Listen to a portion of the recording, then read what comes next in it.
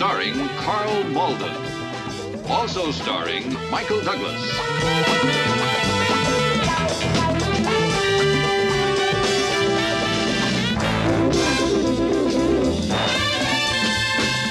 With guest star Michael Burns. Special guest star Brenda Vaccaro.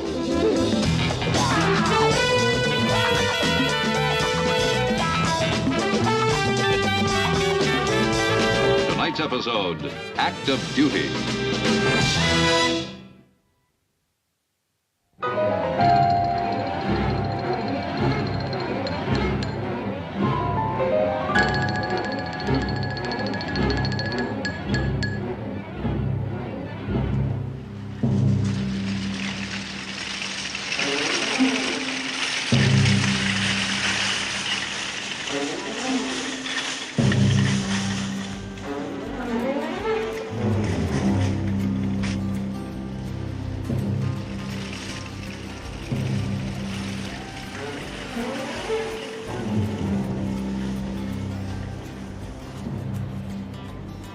There's Lessig. Yeah.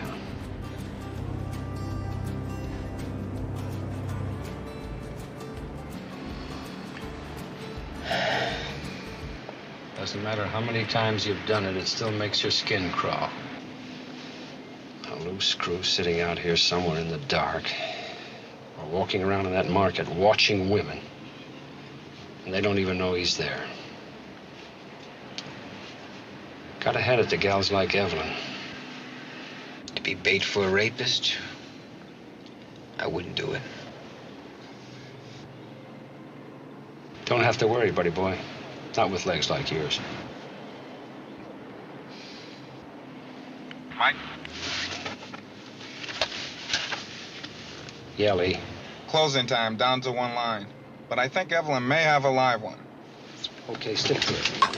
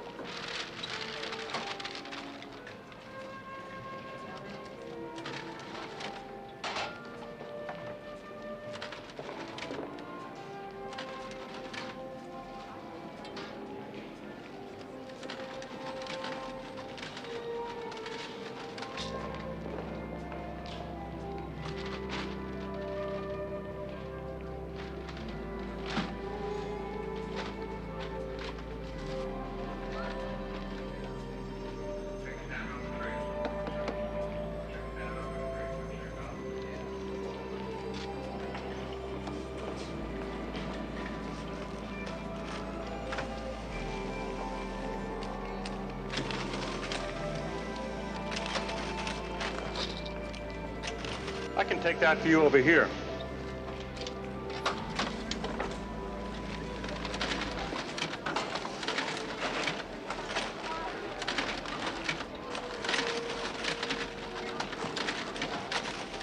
Let's see, that'll be 50 cents for the berry rolls, Lieutenant, and 29 for the orange juice.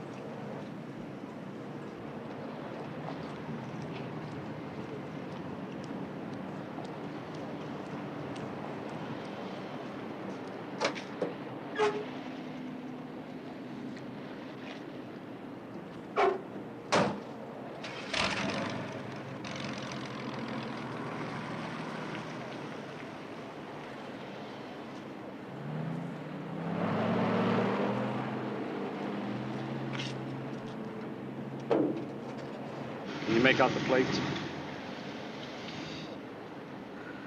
Yeah.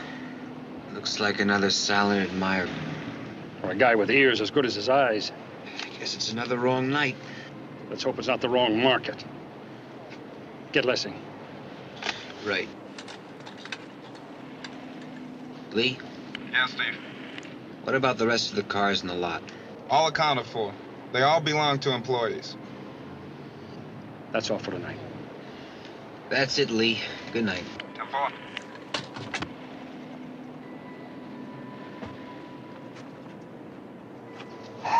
Relax, relax. It's all over. Thank you, Steve. I thought that guy on the register was checked out.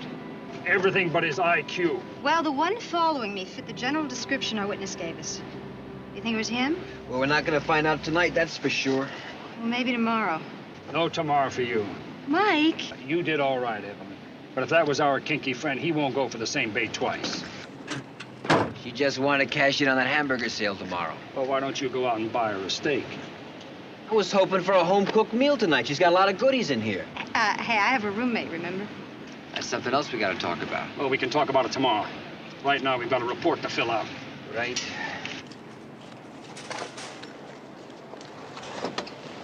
Good night, babe. Good night.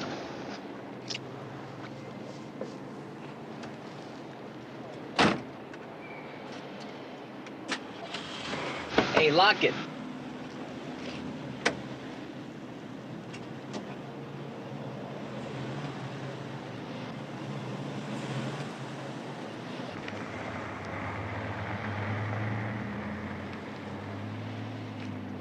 You know, she wouldn't want to hear this, but I'm certainly glad she's off that detail. Yeah. You know, I guess I'm old-fashioned. I don't know.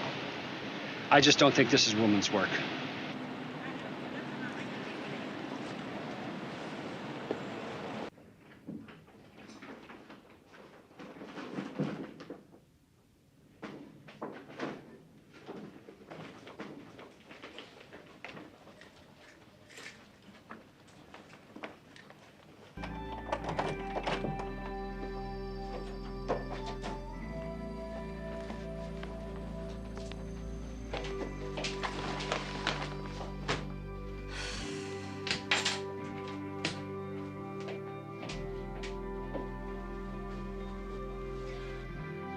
Kind of had that elevator hung up, didn't you? Oh, yeah, I'm sorry. No problem. No problem. Thank you.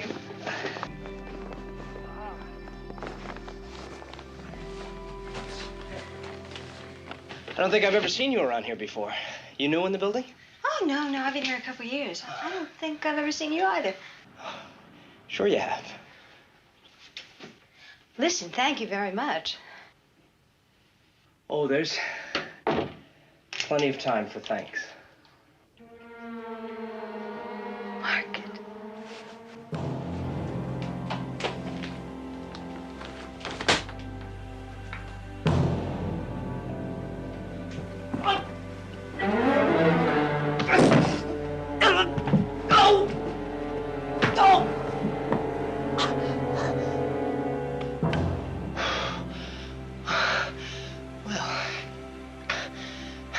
Something for a law lady. And cute, too. Real cute. You and your friends were figuring on trapping me tonight, weren't you? Well, that's the way it is with traps sometimes. They just snap those old teeth right back in the person trying to set them. You scared? And I bet you fight real good, too, don't you?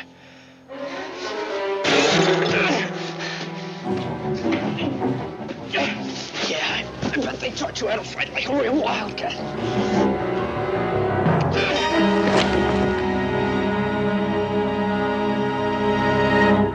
And so, dear Lord, we ask that you give our sister Evelyn, who served the armed forces of this country and the police department of this city, and who gave her life in an act of duty, a peaceful rest in this grave until the day when you the resurrection and the life, shall raise her up in glory.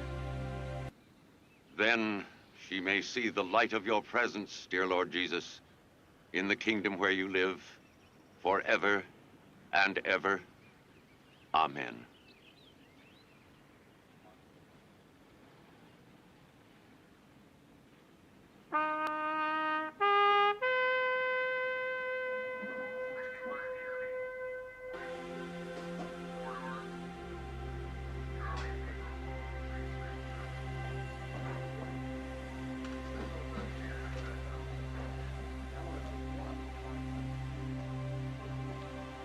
Come in, Evelyn.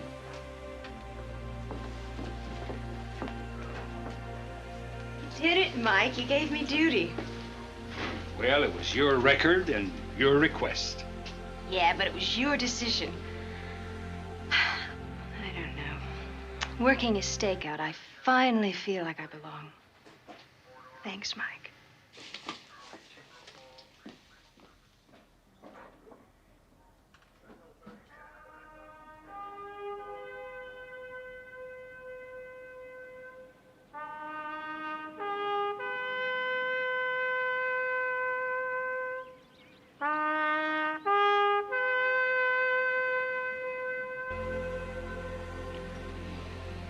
Nervous? Yeah.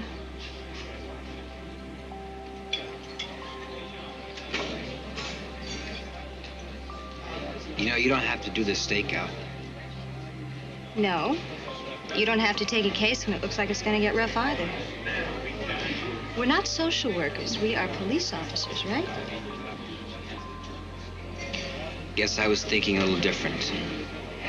Why? Because you're a man and I'm a woman? Because you're a woman that I care about.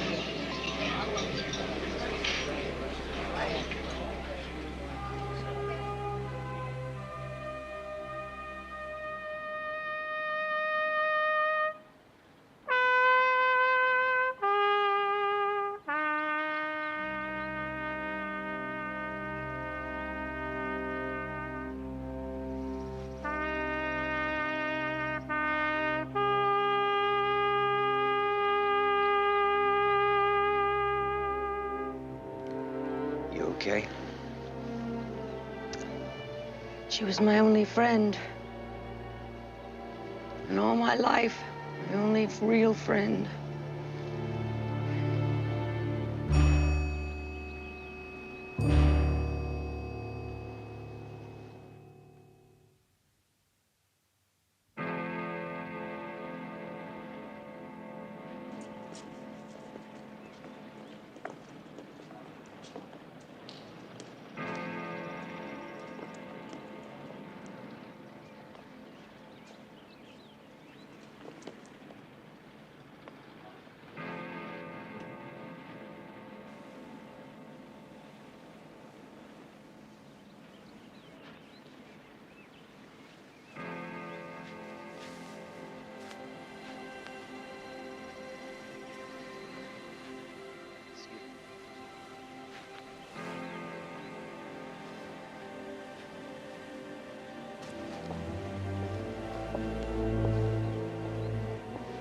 Kicks in a graveyard.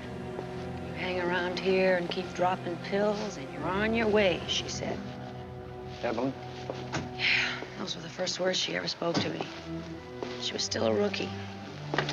Working juvenile. She told me that. You know, I thought I was getting busted. But she just kept talking to me like she was a friend. And like somebody who understood, you know? Somebody who cared. She didn't book you. Instead, she took you home. She did it more than once. We shut our eyes to it because we knew she was getting through. Yeah. She got through all right. Evelyn changed my life. I owe her for that. It just hurts knowing I can't pay her back now. I'm gonna miss her. God, I'm gonna miss her a lot.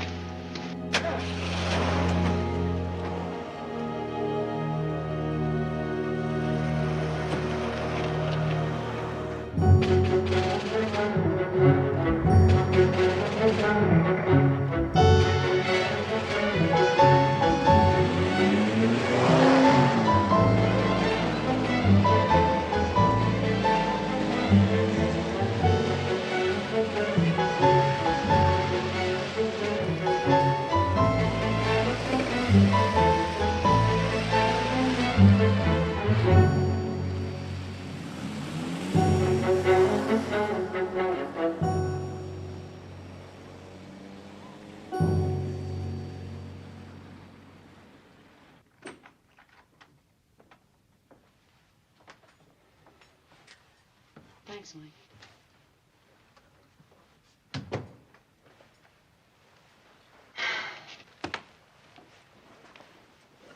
Excuse the mess. I just haven't felt like unpacking. Well, I'd like to see you completely out of Pacific Heights. You know, this is the same area of the 3 victims. Yeah, I know it. I'm just hoping I luck out. I hope he picks up on me one night. Sherry, no overtime. Only what I'm paid to do. Only what you're told to do. Mike, I'm on this case. Don't tell me any different. Sherry, maybe you're too involved. I only want to do what I've been trained to do. And as far as involvement is concerned, I think we're all pretty involved. Mike, you put her on that duty. You were hung up on her, Steve, and she happened to be my best friend. Involvement isn't the issue. It's who's best qualified and most experienced. Well, Evelyn was one of the most qualified people in that department and one of the most experienced, and it didn't help her. Okay. We'll talk about it later. We gotta go. Lenny's waiting. Who's Lenny? He's a shrink we're working with. Before we go any further, we want to make a complete profile on this scum we're after. Lock it.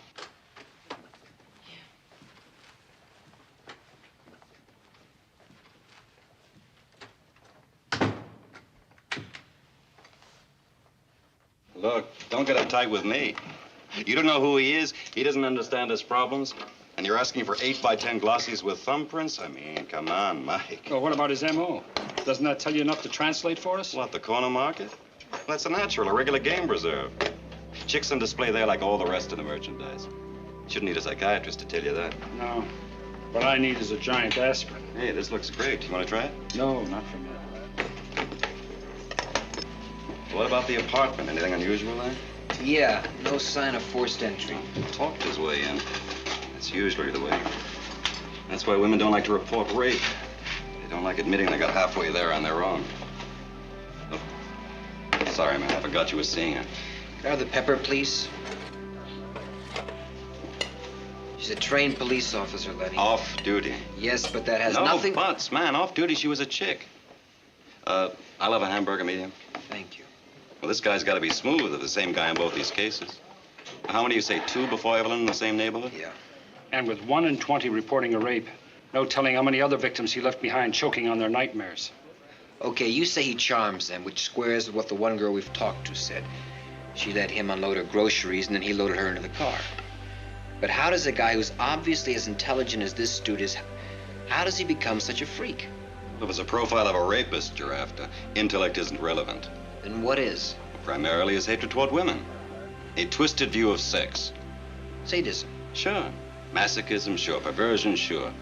Turned on by violence, by danger, the chance of being caught? Sure. Now, wait a minute. Are you saying that this guy is smart enough to get one of the best women on the force to let him into her apartment, and then dumb enough to chance getting caught? We're not talking about a rational mind. This is a man who's both psychotic and schizoid. And when you're dealing with those 2 aberrations, you've got an infinite variety of behavior patterns. Wait a minute, Lenny. English. Simple. Okay. In the beginning was childhood. Very good. His, the rapist, must have been a bummer. A domineering mother, maybe even seductive toward him. Weak father, if any. So he builds up a whole push-pull thing about sex and authority. He wants them both, but he can't handle either one of them. He has normal physical needs, but he wants to be punished for the worst act he can imagine. So there's a violent reaction in here. And it has to find a violent means of expression, you dig? Look, it's awful to say it, but Evelyn, being a policewoman, probably gave this guy the biggest high he's ever had. Okay. Okay, Lenny, thanks.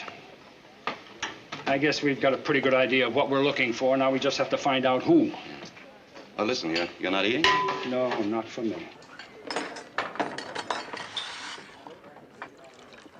Checked out the guy driving the truck? Yeah, clean. Home with his wife and friends 5 minutes after he left the market. Well, somebody else saw her and followed her home. Yeah, well, we waved goodbyes. Well, there was no way of knowing, buddy boy. Yeah. Well, what about the first victim? She's still staring at a wall? Yeah. We're going to talk to the second one again. What was her name? Connors, Nancy Connors. Look, we're just going over old ground. I told all of this to Officer... Hinnick. Evelyn Hinnick. Yeah. Well, I told her everything. Intimate stuff, things I didn't even believe were coming out of my own mouth. Miss Connors, well, can I call you Nancy? Yeah. Do you want to stand on formalities with the kind of nitty-gritty you're after? No, I guess not. Your description of him, it was pretty vague. You said he was in his 20s, medium height, dark hair. Could you be more specific? Look, I'm glad I can't remember. I'm trying very hard to forget it. It wasn't very pretty. I'm sure it wasn't. But now that you've had time. It was dark where my car was. And he hit me as soon as he knew what I was... I should have stayed in Libya. Where? Oh, I've been working overseas for the past 8 years. Oil companies like this one. I see. You said when you fell, he hit you and then he kicked you. Is that right? You know, it left quite a mark. So it must have been a pretty heavy boot. Boot? Yeah. Wait a minute. When you talked to Evelyn, you didn't say anything about a boot. Didn't I? No. Well, it was a boot, all right. What color boot? Black, or maybe dark brown. Do you remember what kind? I mean, was it mod, cowboy, hiking? I don't know. Leather. Yeah, leather and laces. You told Evelyn that he kept saying OP really likes you. Is that right? Yeah. Could it have been OB or Oli? It was OP. I'm sure of that. Isn't it funny? I just remembered another time he said it. What? He said, OP's off base now, baby. OP's off base. Off base. Are you sure? Yeah.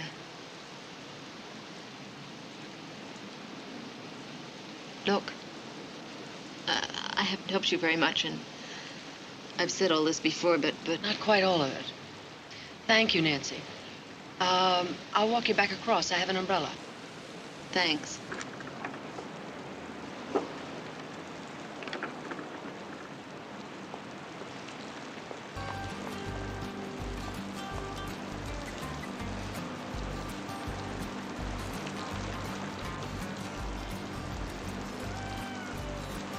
Thank you very much, Nancy. I really appreciate it. You're welcome.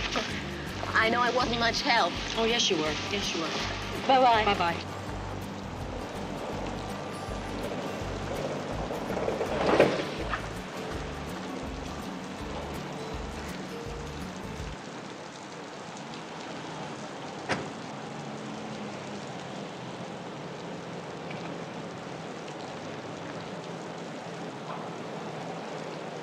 Okay, Mike, what do you want me to do? Sit home and crochet a sweater? Wouldn't be a bad idea. You might get cold working as a meter maid. Now, look, Mike, a woman is going to talk more openly about rape to another woman than she is to other fellas, right? Okay. So we're a couple of thrill seekers. Now get home. Before I tell you what I got from Nancy Connors, or do you want me to phone it in? Get in. Hurry up. I'm coming.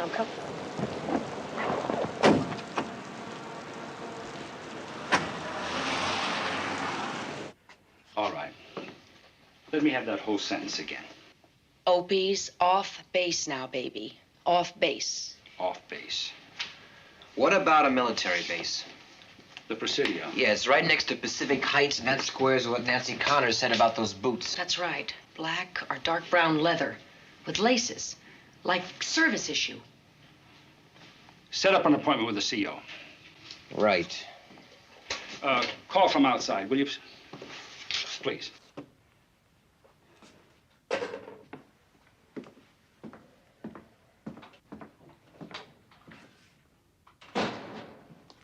Sit down. Okay, here we go. You're the 1,000-year-old wise police lieutenant, and I'm the 27-year-old rookie, and it's lecture time. How did you ever get into the academy? Truth is, I was rejected. If it hadn't been for Evelyn, I never would have gotten in. Look, Mike, I don't know what's up. But if that Presidio lead comes through, I got it. Sherry, listen to me. And there's another thing I want to say, too. Everything I feel is on trial here, and you're a one-man jury. Listen, Sherry. If we need another woman officer on this job, it's going to be Claudia Cole. No! That's just not fair. Wait a minute now. Whoever promised you fair in this job? Or in life? Is it fair that Evelyn is dead? Is it fair that people get stabbed, shot, and robbed? What's fair?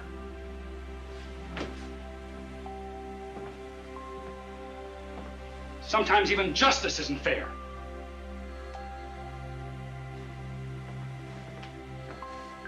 Claudia is up because I say so. Because she's been around longer than you. Because she'll do exactly what I tell her without improvising. And because her chances of survival are better than yours. You're all heart, Lieutenant. Right now, Claudia is the best suited for the job, period.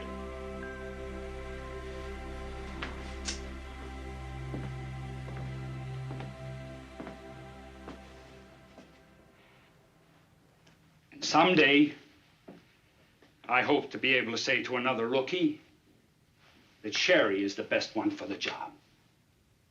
Thanks. Is that all, sir? Oh, Sherry. Is that all? Yeah, that's all. Thank you. Thanks a lot.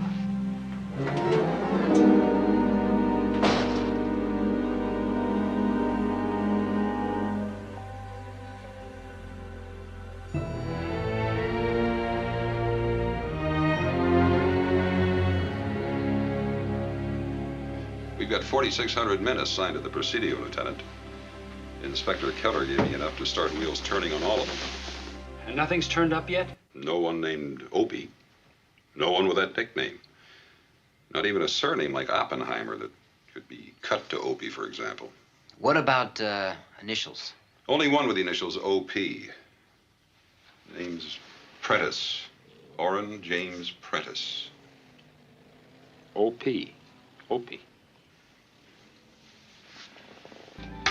Bring in the file on Specialist 4, Orrin James Prentice, please.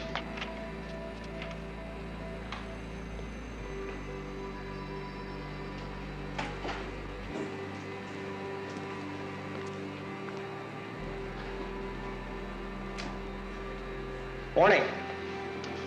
Good morning.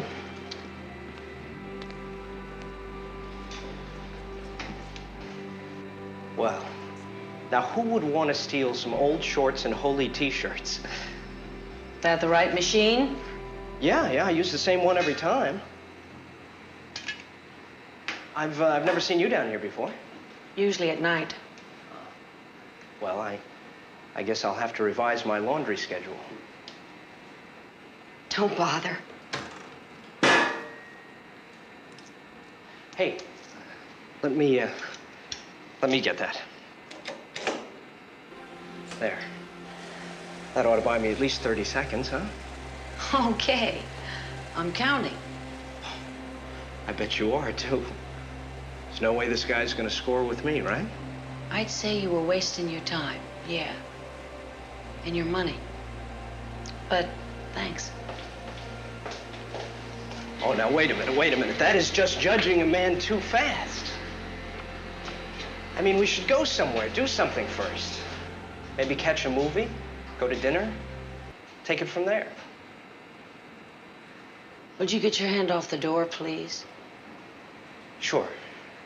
After you give it another 30 seconds or so to think about it, okay? Just a movie, tonight maybe. Open the door. Not until I get an answer. I gave you an answer, and if you haven't gotten it by now, you must be pretty thick.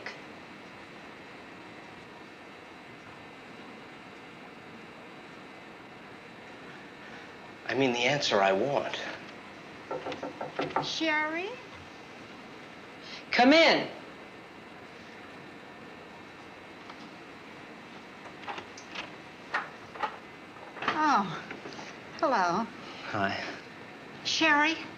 I just knocked on your door about that recipe.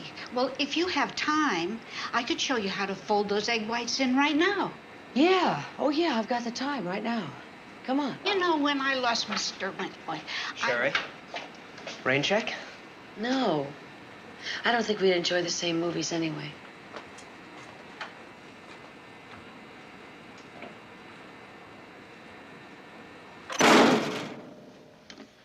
Psychiatric report. Colonel Frawley, would you have his complete history? Certainly. It's kept at Letterman General Hospital. It's one of our support facilities. Now, could you arrange to have the psychiatrist meet with us? Right away. His name's Dr. Frank Kamer. Guess I'm gonna have to believe what they say about the new army. We've only been here an hour. Well, I've got rank staff facilities and 3 teenage daughters. I'll call Dr. Kamer. Off all of his tests, I'd have to say that you're talking about a man with that kind of potential violence, yes. Then why does the Army let a man like this run around loose? Those are personality tests, Lieutenant. They're indications, tendencies. And we don't have any more tangible evidence that the man is a rapist than you do. Tell me, Frank, any father in the picture? Cut out early, a boozer, gambler. The mother told Orrin the old man was a bum. Well, if he hates authority, why do you enlist in the Army? Most rapists are schizoid. Well, that's that push-pull thing, huh? Behavior, personality, goals, all completely unpredictable, like life. And death. Was she coming in? Nope. No, what do you mean, no? She's split. Where? I don't know. I'm checking the airlines, immigration's checking passports. So who's that? One of the victims, Nancy Connors. Great. The only girl on Earth who can identify Prentice for a jury. She worked overseas for 8 years, has lots of friends, could be anywhere. 24-hour surveillance on Prentice. Colonel Frawley will take care of him when he's on the base. The minute he steps off, our men will tail him. Wait a minute. Are you sure this guy doesn't have a record? I've seen him before. You have. That night at the market, remember? The character standing next to me buying razor blades, remember? No, that wasn't where it was, but that's how he followed her home, right? I guess so. You know where it was? Where? He was at the funeral. Just as we were leaving, you and Sherry were walking in front, and I bumped right into this guy. He didn't say a word, he just stood there. I'm sure that's his face. Does that make any sense? Perfect. Maybe, if we've got him pegged right. Oh, I can see it. Hoping that someone would recognize him. Of course, knowing that no one would. Knowing that he'd gotten away with killing her. He must have gotten quite a kick out of that. I want him, Mike. Steve, he's a sick man. He needs help. So what do you want from me, huh? Who's gonna go help Evelyn?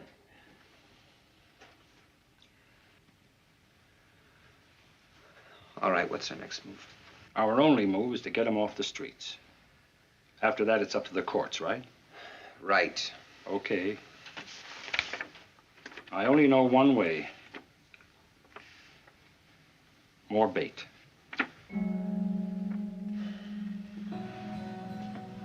And we'll start tonight.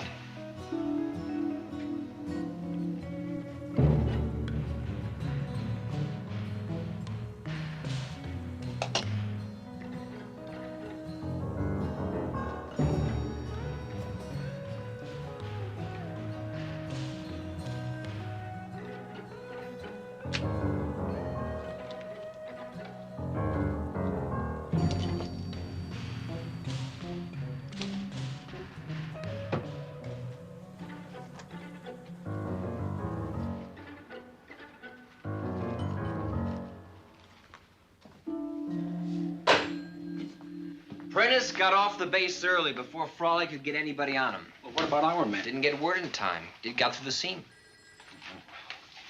Well, place units on all the logical targets. Well, that's going to take some people. You still feel the same way about Sherry? You think I'm wrong? No, I think you're right. I just know that she's going to ask. Well, then she's going to get the same answer. She's too green.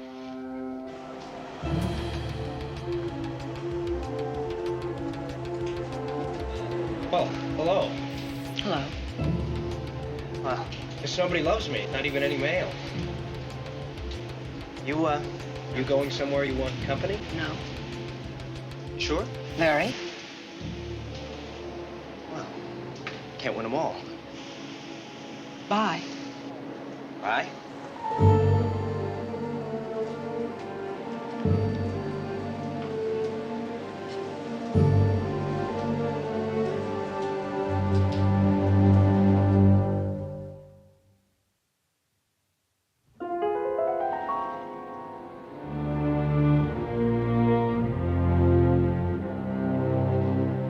Over there.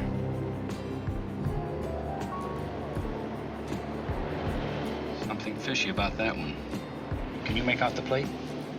Wait a minute, we're looking for a convertible, right? Yeah, never mind. The license is California, BZE 298. Looks more like 011, maybe 017. All the places to park.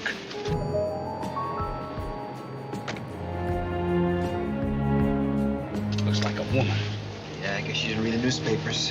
No matter how you try to educate, let me have these a minute.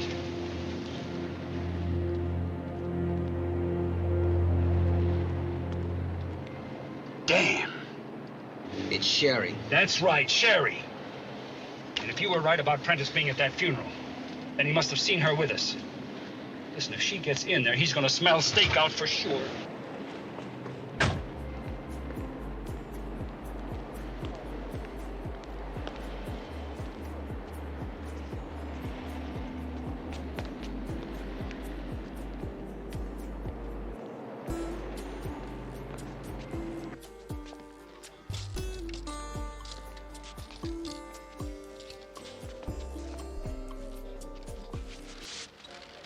I told you no overtime. Now, come on, Mike. I have a right to shop when and where I please. Outside. Now, wait a minute. You don't have a right to come... Out.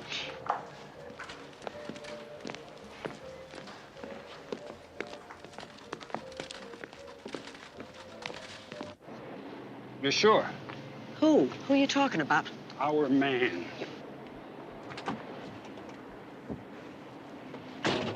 You know who he is? And he knows who we are. That's why we're outside and the other guys are inside with Claudia. How does he know you? Saw us and Evelyn got killed. Now he may have seen me with you. Do you know what a control situation is? Well, yes. Well, you may have just blown it. I'm sorry, Mike. I didn't know. You didn't know enough to follow orders. You didn't know enough to listen. You didn't know enough to think that this department could handle this situation. I said I'm sorry. Sometimes sorry doesn't make anything right. Just remember that, rookie.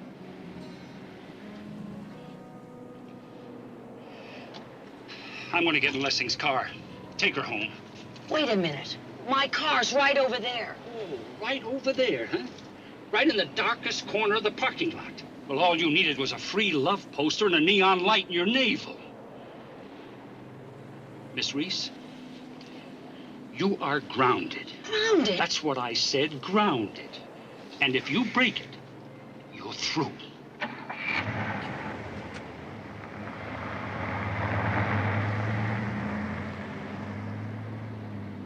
He's the worst kind. The worst kind of what? You know what. Me, Tarzan, you, Jane. Sherry, he's a cop. So am I a cop. That's right. Well, I didn't figure you in the same club. Not the way Evelyn felt about you. You're not Evelyn. You're right. I suppose she would have done everything he told her to. Probably, yeah. Well, he wouldn't be playing Uncle Mike to me if I were a man. Orrin Prentice does not assault and murder men. Orrin Prentice. That's his name? Yeah. Colonel at the Presidio gave us his file. One total freak. He is in the service. Till we get him, yeah.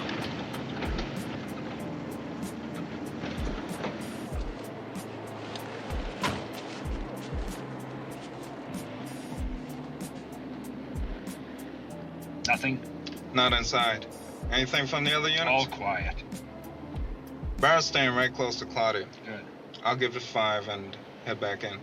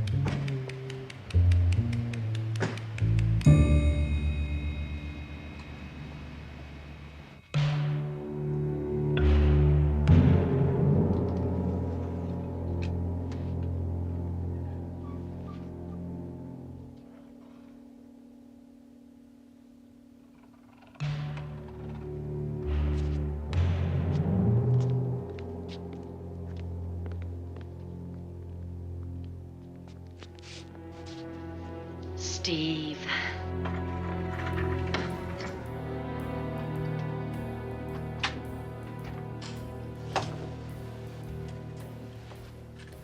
That's a bad lock. You can open it with a credit card. Have it changed, all right? Get a bolt installed. Well, I never felt so dumb in my whole life. All that training to protect other people, and here I am with my own private security patrol. Stop putting yourself down, okay? Mike must have had a reason for me to come home with you. You mean if Prentice was at that funeral, he might know where I live? It's possible, yes. Oh. I wish you had that picture on you. Why? I don't know. I guess I'll just keep imagining things, you know, thinking every guy I see is him until I see it. Oh, come on, Steve. You don't have to do this, really. How am I going to stay in practice? Oh, please, Steve, don't worry about me. And don't look under the bed. I'm really going to feel like a fool. I'll make that your assignment, all right? Oh, come on. Okay, now you can't say that I don't take orders. Put that in the report, too. You have any more closets? No, that's why the rent's so reasonable. What about the bathroom, tub or shower? Tub. Did you check it? I've got sweaters soaking in it. Just check it. Okay.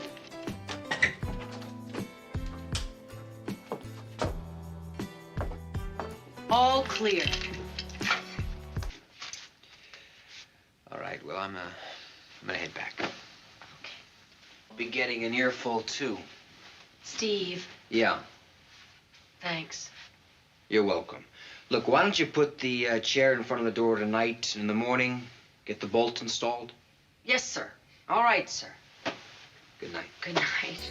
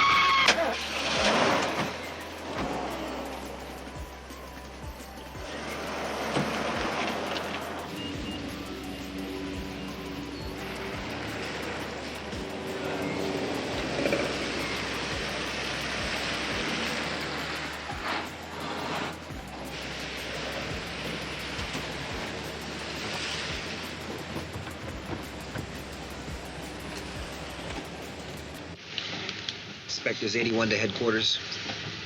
Alert all units vicinity of Pacific Heights area. It's at 10:30 at 421 Terry Drive. Vehicle registered to rape suspect Prentice. I think he's in apartment 212. I'm going in. Send backup units.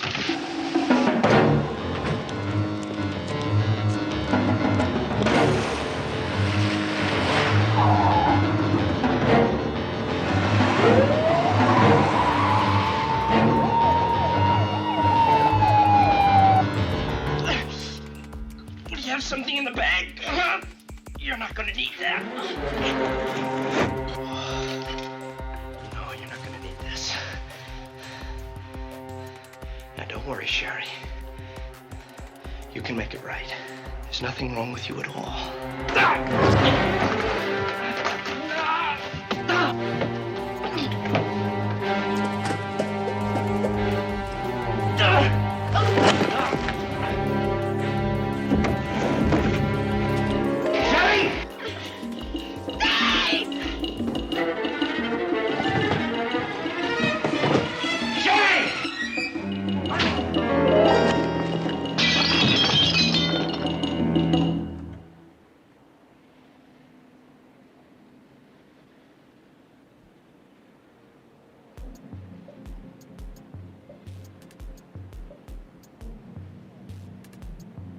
Don't do it.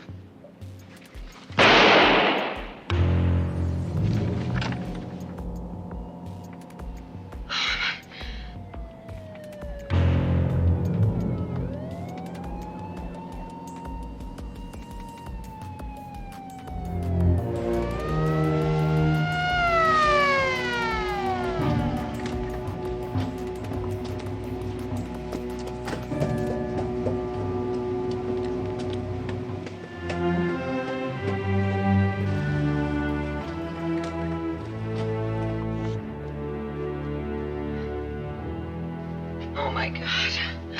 Oh, my God. Oh, my God. Officer Reese, get an ambulance.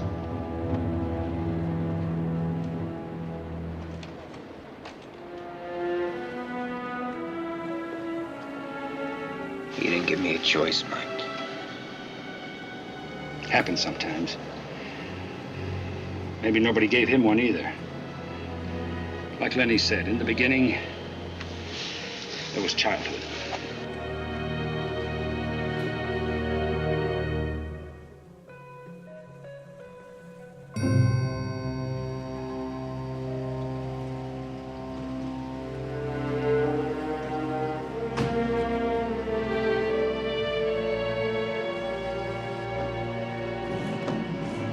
Well, that's perfect, Viv. Thank you very much. The room at the St. Francis is all ready. A room? We thought you could do with one night's rest.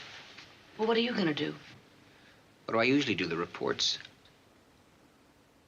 It's not gonna look so good for me, is it? It could have read a lot worse. What about my career? Is that over?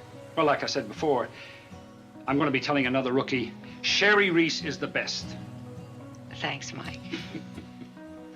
And thanks, Steve, for the phone call, but I really, I'm gonna be okay. Just as soon as I get some of this mess cleaned up. Take your coat off, buddy boy. How much do you pay by the hour? What are you talking about? So where's the vacuum cleaner and broom? Vacuum cleaner? Yeah, you're off duty now, Miss Reese. We gotta clean up by the hour now. We get paid by the hour. Are you serious? Yes. It's right in that closet, right where you're going. Oh, here. Give this to the boy. This is a vacuum cleaner, in case you don't know what it is. This is a vacuum cleaner? Yeah. Here.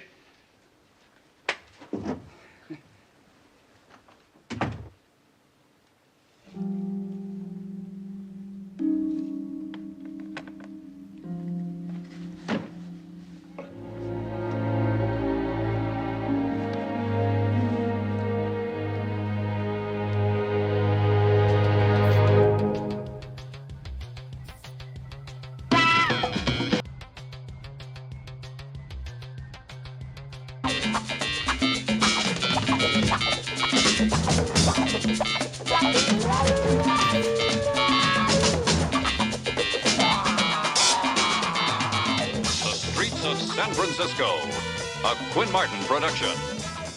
Starring Carl Malden. Also starring Michael Douglas.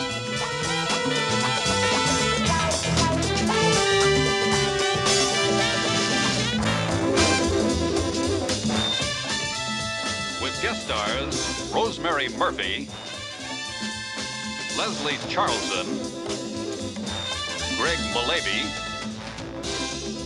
Frank Marth, special guest star Harold Gould.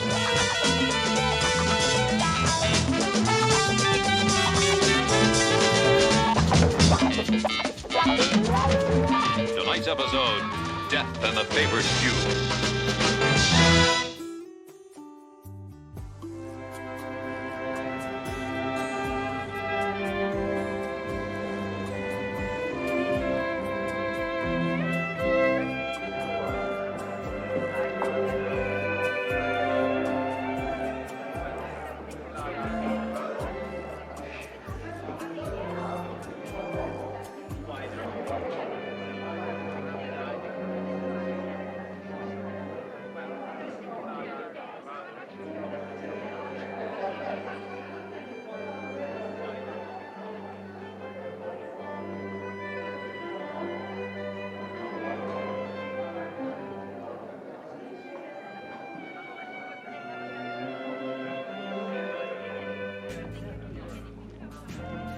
Roger, how's the game?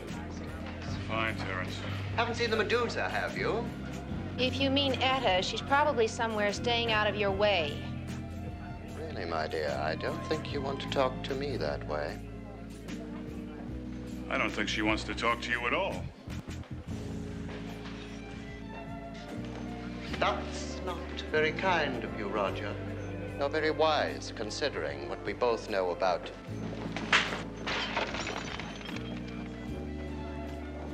You struck me. Well, you are lucky you're such a twerp. Otherwise, I'd flatten that nose of yours so you couldn't poke it in where it doesn't belong. He actually slapped me, Joseph. You saw. A simple misunderstanding, sir. I'm certain nothing more. Oh, there'll be more. There'll be a lot more. Not this evening, sir. Well, I have to see Etta. That won't be this evening either, sir. Well, why not? Where is she? Mr. Aubrey, sir, you are in no condition to speak with anyone of position at the moment. Least of all, Etta Randolph. All right, Joseph. You're a good man. You know, that relic from the Barbary Coast does know what she has in you.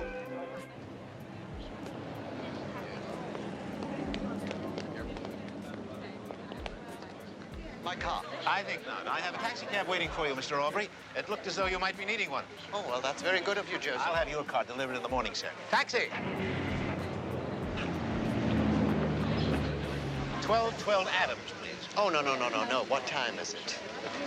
Precisely 13 minutes to 12, sir. Precisely. Well, that's precisely too early for me. You take me to the crime room. You tell Etta to call me tomorrow at noon. Precisely. Thank you. Drive on.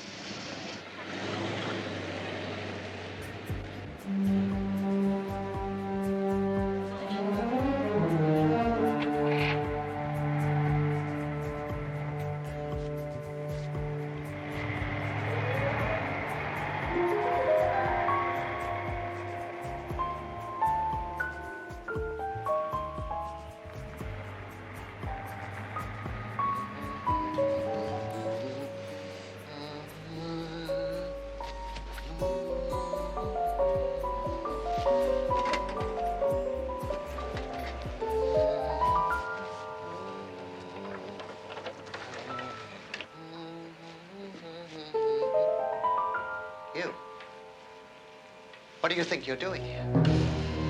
You have no right to be here.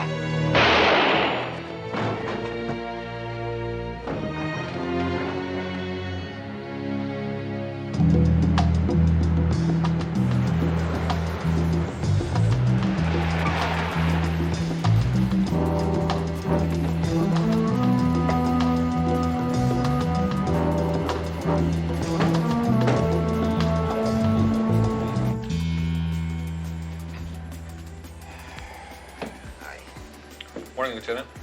Yeah. Who is he? Name's Terrence Aubrey, publisher. Terrence Aubrey. You know who found him? Inside, guy named Osborne. He shares the apartment.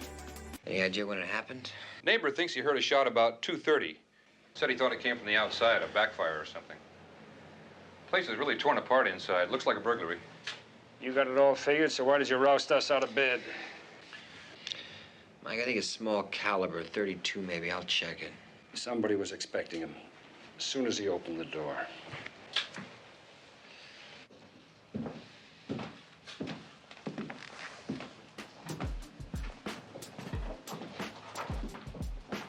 Mr. Osborne, Lieutenant Stone, homicide.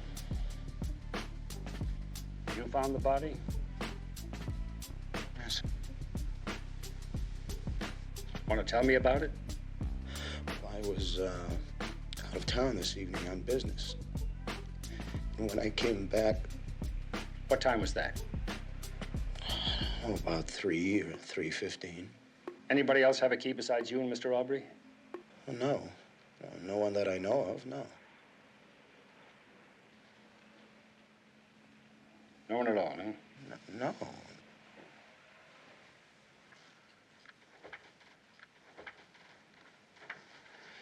Thought I recognized his name. This is Aubrey's Mag. Favorite few. Read this, you know all there is to know about San Francisco's bluest bloods.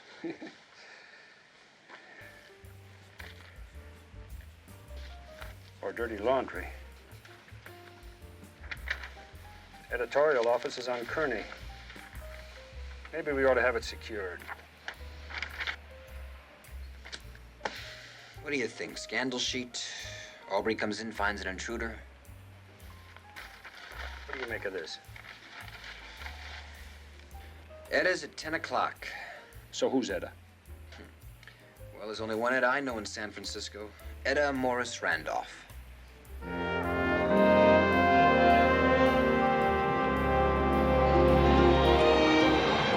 She's maybe, 16 when old John J. Randolph found her in a chorus line. One of those old places on the Barbary Coast. He was in his 60s. And he died happy. Well, I should hope so. And she inherited a bundle. A lot of money, that's right. How come you know so much about her? I read the papers. So do I. Yeah, well, she's never been too big on the sports page.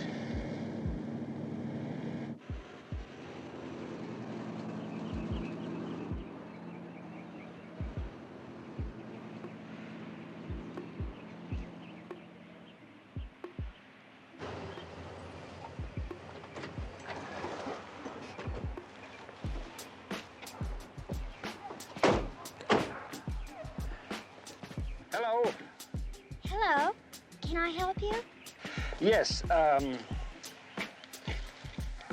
you Mrs. Randolph? No, I'm Miss Randolph. Oh, I beg your pardon. That's all right. It happens all the time. If you want to see Granny, you'll have to see Joseph. And who is Joseph? He's Granny's major domo.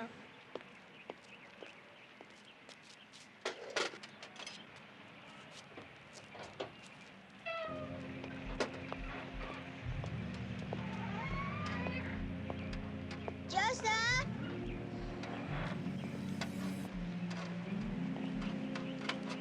Joseph! Yes, Miss Julia. They want to see Granny. Oh, I'm afraid that's not possible. Police?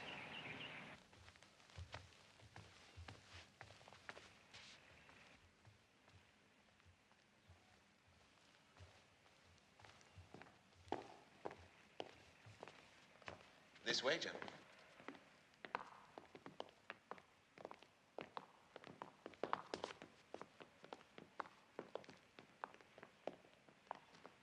If you'll wait right here, I'll announce you. Thank you.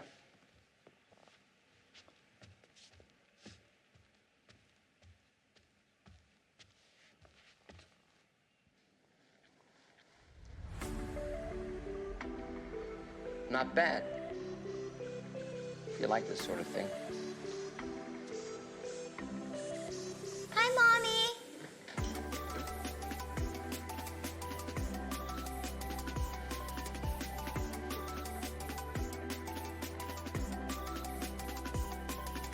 My mother's not feeling well. I'm sorry to hear that. Granny doesn't usually have visitors before noon. If she yells, just don't pay any attention. We won't. The madam will see you now. Thanks for the tip.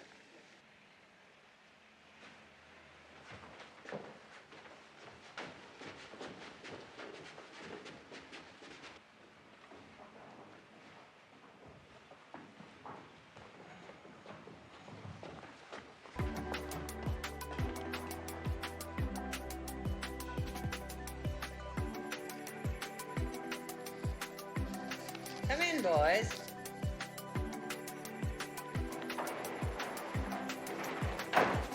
Joseph, you lied to me. They're beautiful. I love policemen.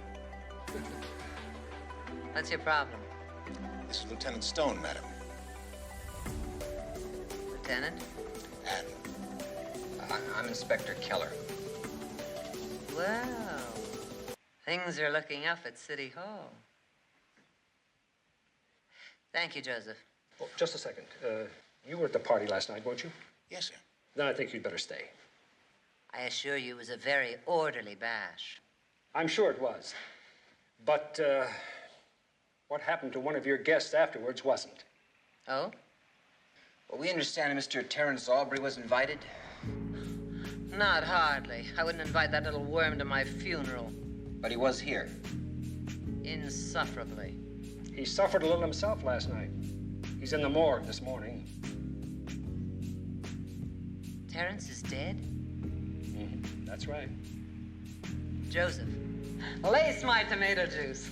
That sort of news calls for a celebration. Well, it sounds like the two of you are not very close. That's no secret.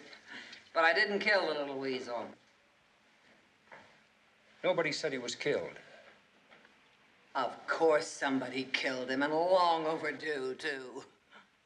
Well, then maybe you can give us a name. I can give you a whole list. Joseph, where's my copy of the social register? It's like that, huh? You'd better believe it, baby. Terrence Aubrey was the bottom of the barrel. No. That dreary little cipher made his living off other people's miseries. Blackmail?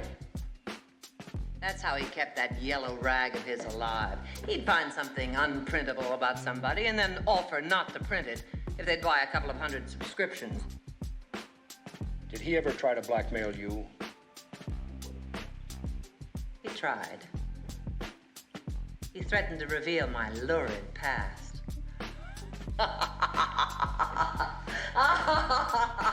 Sure, I was a chorus girl, and no better than I should have been either. But what he didn't know is I was proud of my past, still am. So I sent him a magnum of champagne, told him to go ahead and print it. He never forgave me, but he never messed with me again either. So, you don't know who did it?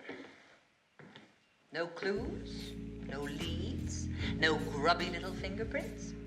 No, nothing. By any chance, do you know what time he left your party? I haven't the foggiest notion. Mr. Aubrey left at approximately 11:15, madam. I called the taxi for him. Is that when the party ended? I'd be in lots better shape this morning if it had. What time did we close the place down, Joseph? The last guest left about 3 o'clock, madam. Terrence Aubrey left at 11:15? Are you sure he left all that free liquor so early? He had overindulged, madam, as usual. I thought it best. You asked him to leave? Well. What, did something happen? Well, it was nothing, really. Why don't you tell us anyhow? He had a slight altercation with Mr. Maxwell. With Roger? Yes, madam. They had words. Mr. Maxwell slapped him. That was all.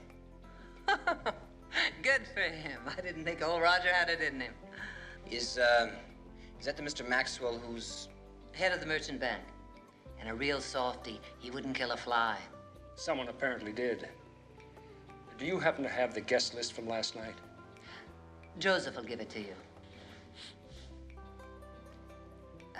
Anything else, boys? Oh, we'll keep in touch if there is. Anytime. Like I said, I love policemen.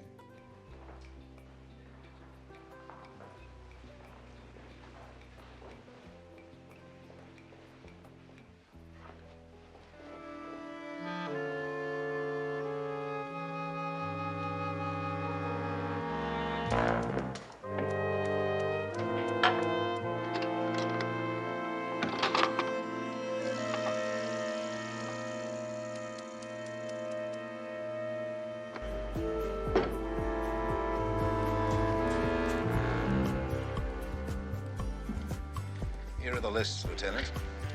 220 of the very best people. Joseph, how many of these people would you say bought subscriptions the hard way? I'd say about half, sir. He was busy, wasn't he? Well, even the very best people have their little secrets. Yeah, well, maybe this time he came up with something that wasn't so little.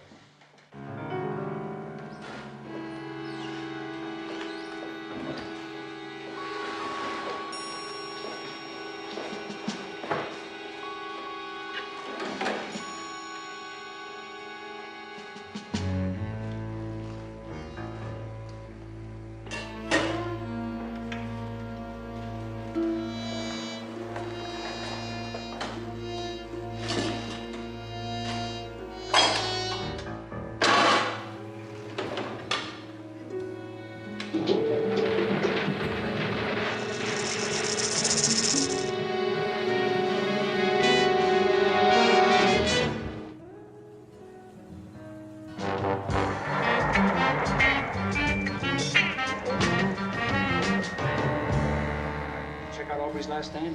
Randolph's. He went directly to the Crown Room. 7 or 8 drinks later, he caught a cab, went directly home. Arriving at 2:30, no trouble en route. What about the car?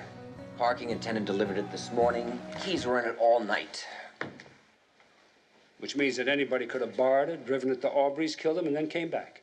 Which means we still got 220 suspects. 219. I checked out Aubrey's roommate, Osborne. He was in Sacramento, like he said. What about Maxwell the Slapper? Well, I was just going to go to see him. Do you know that he sits on the boards of 5 companies? Yeah, take a look. Here it is. 5 companies. Steve, why don't you go to Terrence Aubrey's editorial office and see what you can find? Any special names? Yeah. Somebody who can afford to pay $50,000 in a cleaning bill. You got his bank account? Mm-hmm. 5 months, 5 deposits, each one $10,000 in cash, over and above the normal deposit. Maybe 50 grand would be worth killing for. What do you say? 5 monthly withdrawals of $5,000 each. Now, he's a big spender. He's got a partner. What do you think, double cross? I'm beginning to think there are more reasons to kill Aubrey than we have suspects. Oh, listen, I put a lock on that door. Here's the key. There. Okay, I'll see you. Yeah.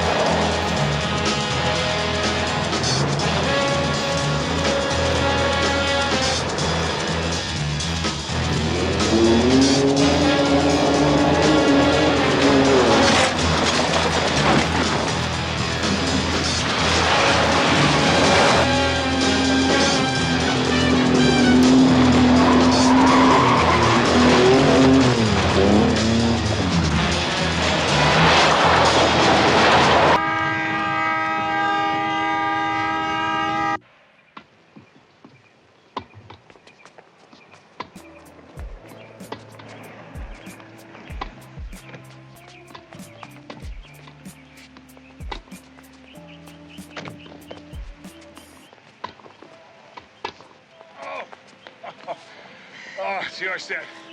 Mr. Maxwell? Yes.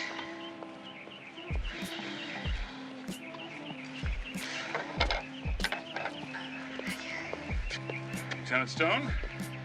That's right. My wife, Louise. Louise, Lieutenant Stone. Hello? She works for the police department. I assume this has to do with Terrence Aubrey? Yes, it does. And I understand that last night the two of you had something going on there. Well, I slapped him in the face, if that's what you mean. I should have decked him. Now, if that little scum wants to press charges... No, he won't be doing that. He's dead. Dead? Someone shot him last night. Oh, my God. Killed him? But why? Well, I was hoping you could tell me. Why did you slap him? Well, according to your book, Lieutenant, he was drunk and disorderly. According to mine, he was completely out of line. Did he try to sell you a block of subscriptions? Now, look, Stone, I don't intend to answer any more questions. Speak to my attorneys if you like. Roger. I think under the circumstances, we owe the lieutenant the truth. I was buying the subscriptions. Oh, Louise. It was our one and only separate vacation 2 years ago. A beach boy in Barbados. It seemed a small price to pay to keep a cheap moment private. So why the slap? Well, I told you. He'd been coming on real strong. He asked us if we'd seen Mrs. Randolph, and we told him no, we hadn't seen her all evening. And he grabbed my arm, and I slapped him. It's as simple as that. You hadn't seen Mrs. Randolph? Oh, she was upstairs, I suppose. Poor Joanna wasn't feeling well. Poor Joanna? That's her daughter. She hasn't been right since her marriage. A bet. She married her chauffeur. Marriages like that are complete disasters. It's better to go to Barbados, especially if you're involved with somebody like Reed. Reed? John Reed, her husband. If Joanna is sick, it's only because of him. What do you mean, sick? Well, I don't mean to gossip. Well, there has been talk of drugs, but nobody seems to know the whole story. Except Joanna. And her mother. And maybe Terrence Aubrey. Lieutenant, my husband didn't kill Terrence. And neither did Joanna. And as for Etta, well, she might call him out and horsewhip him. But she wouldn't waste a good bullet. Okay, thank you very much. I'm sorry I interrupted your game. Goodbye. No problem.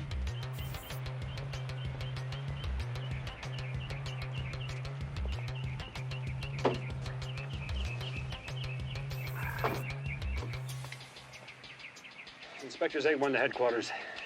Inspectors 8-1. 10-4, any messages? Inspectors 8-1. We've been advised Inspector Keller has been injured and is at central emergency. Will you respond? 10-4, I'm on my way. Get to your right. Okay, you can get up now. Is he all right, Doc? Yeah, a few cuts and a bruised ego. If I were you, I'd take it easy for a day or so. Well, Annie, you should tell that to the lieutenant. I learned one thing in the Army. I never tell anything to lieutenants. I'm telling you. Okay. See you later. All right, thanks a lot, Doc. No, he's right. You don't look too good. Come on, I'll drive you home. Give me that. Thank you. You're okay, huh? Yeah, I'm fine. You're sure? I'm sure. Okay, easy, easy. Nothing bothers you? No, nothing. Okay, now tell me what happened. You want to hear it step by step? Step by step. Okay, I go up to Aubrey's office. I find the lock on the door's been broken. So I bop on in, and what do I find? A fire in the wastebasket. I go to put it out, somebody hits me over the head. By the time I get it together, the guy's halfway down to his car. Did you get a good look at him? Yeah, I got a good shot of his tailpipes. Pretty good driver, huh? Professional. Like a chauffeur, maybe. Well, you got somebody in mind? Yeah. Come on, let's check out Aubrey's files. I got a hunch. Come on, let's go.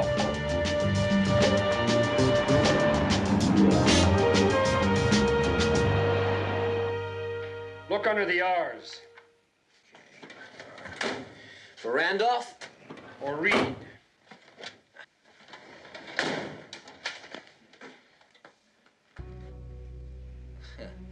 It's the only one that's not there. Bingo. John Reed. Recognize him? Could be. John Vincent Reed. He's married to, or was to, Mrs. Randolph's daughter. Before that, he was her chauffeur, and before that, a professional stock car racer. Aubrey kept a complete file. How about this? Convicted, possession of narcotics, Phoenix, 1961. Arrested, same offense, Seattle, 64 and 65. And one for suspicion of sale and distribution, 68. No conviction. Sounds like a real junkie. Well, that fits, too. Here's the Randolph file. It's been cleaned out, but there's a few notes. One on a little girl, Julia Reed, born 4/13/66, St. Mary's Hospital, heroin addiction. Mother was addicted while she was carrying. Yep. Anything else? Yeah, something about legal papers. Draw legal complaint, hold for file. Call Narco, see if they can come up with Reed's address. And then find out who did Aubrey's legal work. And I'm going to take Mrs. Etta Morris Randolph.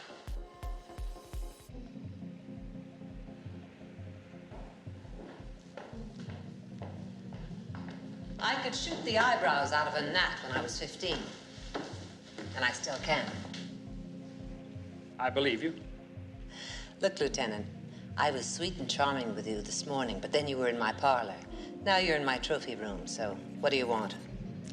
I want to talk to your daughter. Sorry, she's ill. I know that. And I know how ill she's been. You have been busy, haven't you? Mm-hmm. Pretty busy. For instance, I know that 5 months ago you cashed in $50,000 worth of securities. And every month since then, you've been withdrawing $10,000 in cash. May I ask why? I needed pocket money. Oh, that's an awful lot of pocket money. Depends on the kind of pants you're wearing. Yeah, I guess you've got something there. Aubrey's been blackmailing you, hasn't he? And you've been paying him off to keep your daughter's addiction out of his dirty mail. You know, I keep trying to like you, Lieutenant, but you're making it very difficult. Well, then maybe I'd better go to your daughter and talk to her. No. Mrs. Randolph, I'm investigating a murder. I heard that this morning. I hadn't heard you suspected my daughter. I could go for a subpoena. I see. All right. Last night, while some nice, civic-minded citizen was killing Terrence Aubrey, my daughter was under a doctor's care. His name is Anthony Carson, if you'd care to verify it. I may do that. And where were you last night? You know, I could have you fired for even asking that question. That still doesn't answer it. No, and I don't intend to. Joseph, stay out of my affairs, Lieutenant, or I might just have your badge. Is that understood? Yes, ma'am.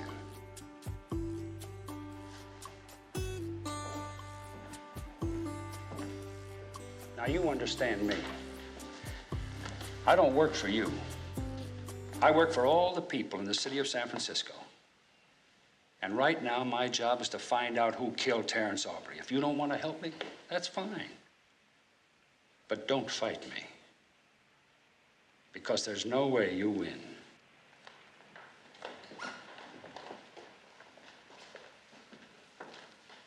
Lieutenant, I was going to have Joseph show you, but I think you know where you can go.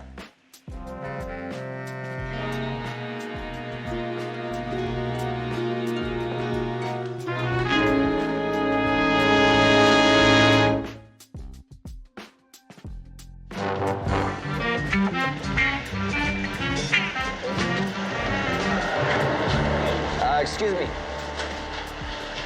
I'm looking for Joe Reed. Oh, he's not here. You know when he'll be back? Who knows? Well, he works here, doesn't he? Yeah, when he's not stoned. You know where I can find him? Wherever he can get a fix. The guy was looking bad when he left. Thank you for all the help. Hey, nothing against you. But the guy tried to turn my sister on, you know? I don't have much to do with him. Okay. If he comes on by, give me a call, will you? Sure. Is she still on drugs? No. So what happened last night? Lieutenant, one answer does not necessarily lead to another. You know I'm not at liberty to discuss my patients. I know that. She's such a lovely girl, too. But I've got a murder to solve, and if I have to pull her in and give her to the DA, I'm going to do that. Now, can't she take the pressure? No, she's not that stable. Lieutenant, she is not involved. I put her under sedation last night at 8 o'clock. She would have been sound asleep by midnight. Did you bandage her wrists?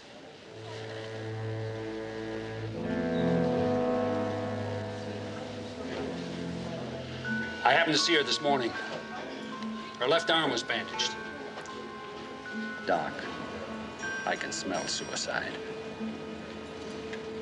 All right, Lieutenant.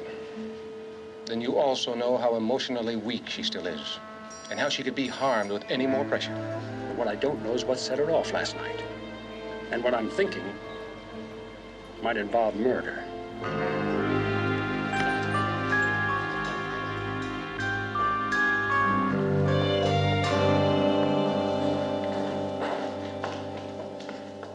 Joanna, Mother, I have to talk to John. you are not going anywhere, and certainly not anywhere near John Reed. Don't you understand? He wants Julia. He wants to take her away from me. No, he doesn't. He wants money. Now, come on, give me your coat. No. I have to see him. If he files the papers... But he won't. That was all Terrence's idea. Darling, believe me, they cannot hurt you anymore. It's all over. What do you mean? That's not important right now. What's important is for you to get well. Now, I want you to come upstairs and lie down. Remember, the doctor said... You bought them off. You paid them what they wanted. Oh, I'm so sorry. I'm so ashamed about everything. I was afraid you weren't going to do it. Honey, some people you never pay off, especially people like Terrence Aubrey.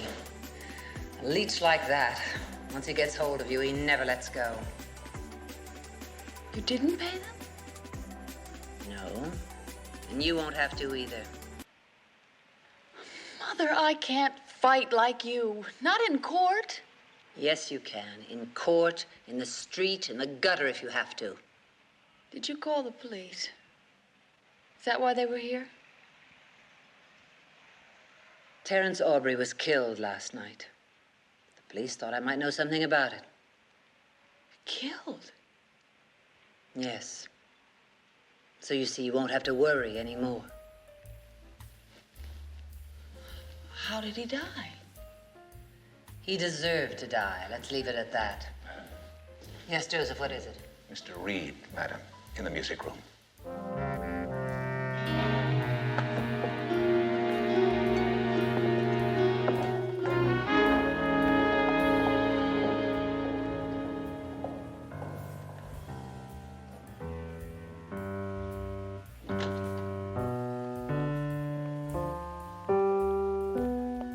Get out of my house. Hey, take it easy, will ya? I just came by to see my little girl. Where is she? At school, where she belongs. Why don't you go back to wherever you belong? Hey, wait a minute. She's my daughter, you know. I got a right to visit her. You sold all your rights. No. I don't think so. As a matter of fact, I wanted to talk to you about that because... Hello, Joe. Goodbye, Joe. Goodbye. John. Let me handle this, Joanna. Hey, now, just wait a minute, okay? Before you blast off, okay? Now, I know what you're thinking. But I have nothing to do with these papers, and that is gospel. You're a bloody liar. Okay, look, okay. I told Aubrey some bad news, and we split the action. But I mean, hey, look, I got a need, you know? I mean, hey, Joe, you know how it is. I mean... Hey, look, as far as I'm concerned, there was nothing wrong with the old deal. I'll still keep quiet. I promise I will. The old deal is dead, and so will you be if you ever try to squeeze another penny out of us. I mean it, Reed. Now get out. Hey, baby. Hey, look. Hey, baby, I owe the man, baby. I mean, I can't talk to her. You can. And hey, look, baby, I owe the man, you know. I need help. You always will, Johnny. Do you want me to use these, huh? Is that what you want? Do you want me to use these? You do what you have to do. And so will I. All right, I'm gonna use these. That's what I'm gonna do. I'm gonna use them.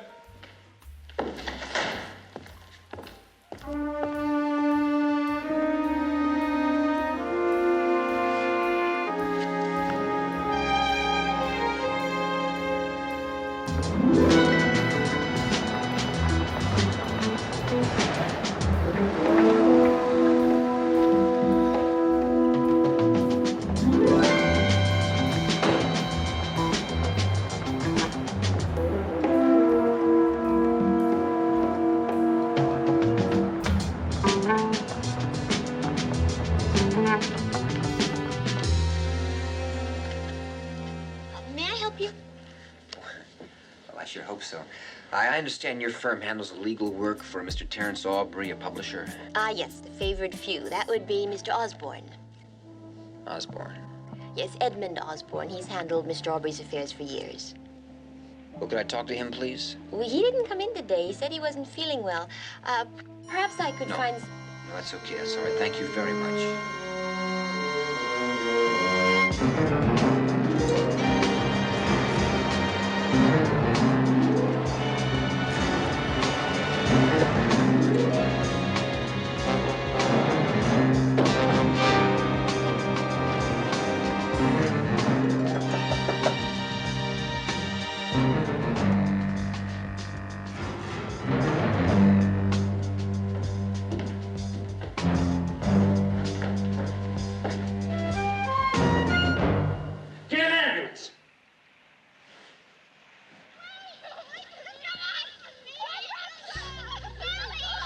That's right, baby. Yeah, she's with me.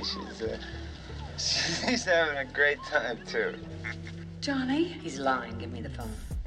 Joseph, where's Julia? Reed went to the school. He told them that Julia was staying with him this weekend. Oh, no. Reed. Hello, Mama. I thought you weren't talking to me anymore. You bring her back here at once. No.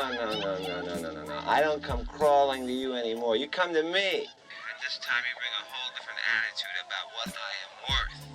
Or maybe next time my daughter and me have a little visit, she learns a lot more about what her old man does. And she learns firsthand. You dig? I'll kill you, Reed.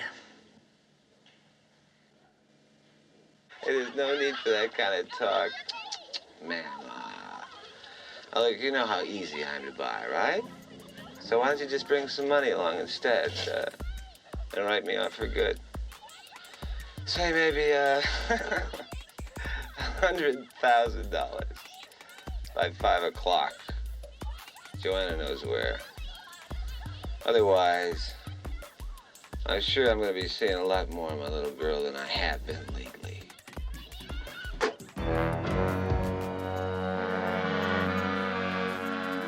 Mother, what is it? What is it?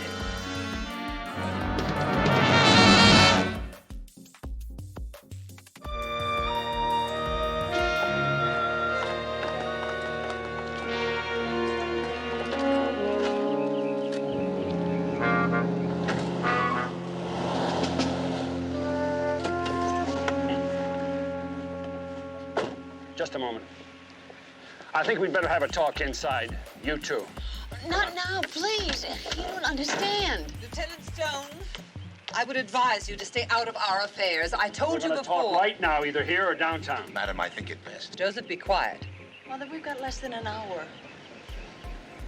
I'll give you 5 minutes. It'll take longer than 5 minutes, Mrs. Randolph. I want you to tell me everything you know about John Reed. Mother, tell him. He's got Julia. He wants $100,000. We have to go pick it up now and get it to him by 5 o'clock. What, he kidnapped her? No, he is her father. She wanted to go with him. She'll want to go with him again, and we can't stop her. So you were going to give him the money? We have no choice. He's an addict, and he always will be. I don't want him around my granddaughter. Not after what he did to Joanna. I don't want the same thing to happen to her. Where were you going to meet him? A park near where we used to live. McLaren Park.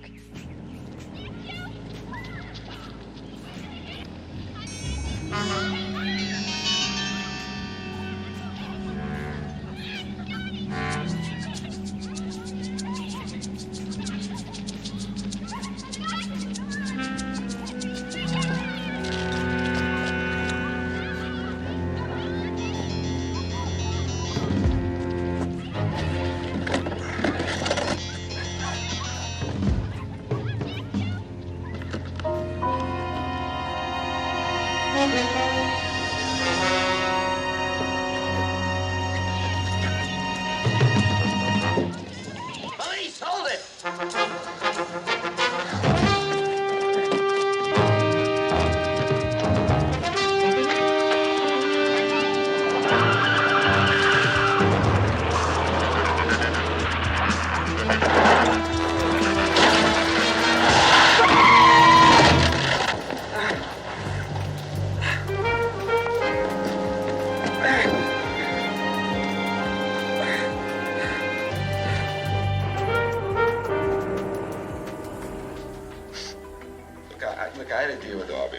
was sweet till his roommate got into it. And then...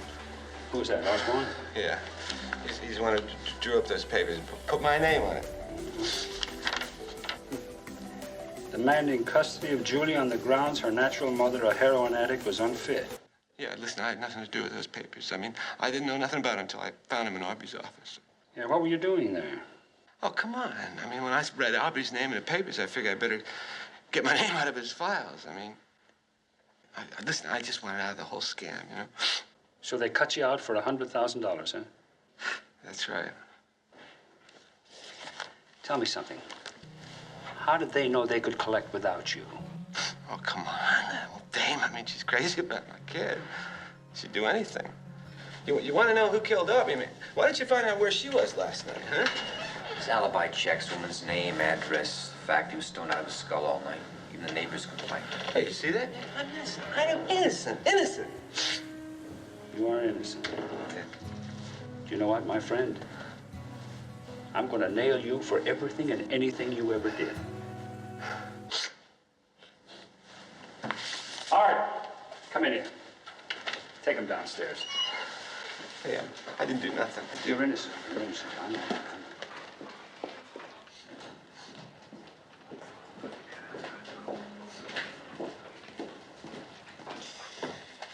You ready for some more bad news? Yeah, what's that? The coroner's report verifies that Aubrey was killed with a .32 caliber automatic. Now, I checked with gun registration, and Mrs. Randolph, she owns a .32 caliber. And she could shoot the eyes out of a gnat when she was 15. Huh?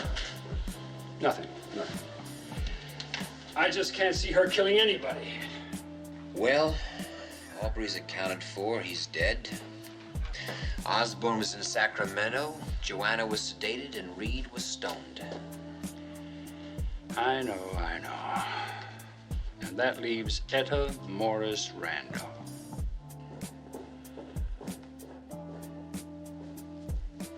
That'll be all, Joseph. I'd like him to stay. I'm too tired to argue, Lieutenant. And anyway, I've learned it doesn't pay. I suppose Reed told you everything. Yes, he did. So how can I help? Mrs. Randolph, do you own a gun? Yes.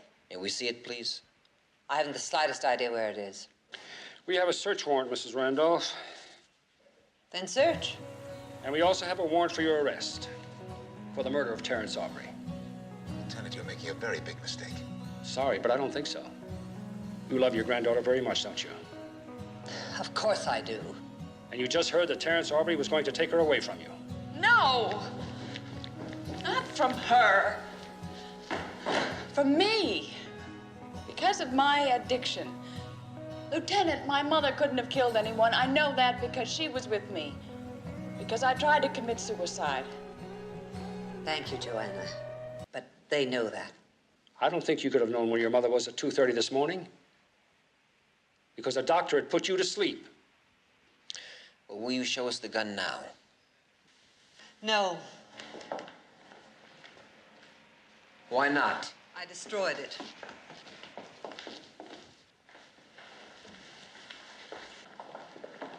Mrs. Randolph, I suggest you call your attorney.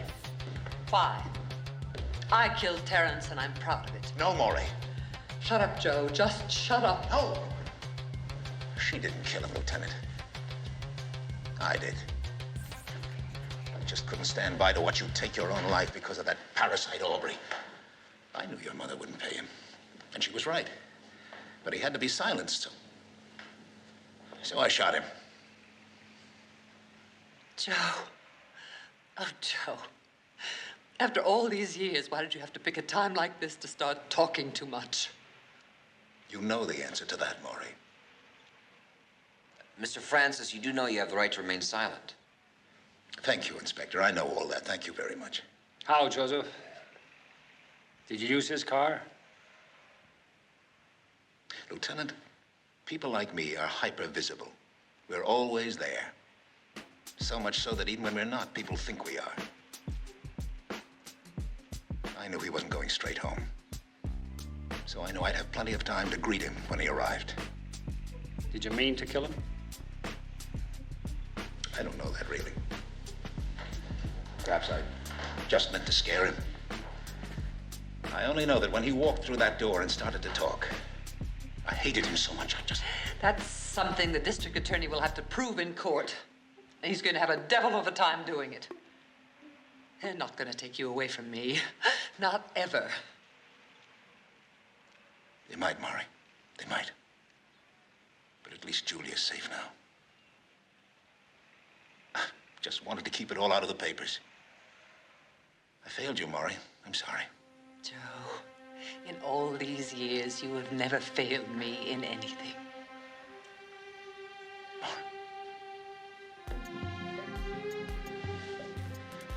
Look, I think we should go. I'm not one for scenes.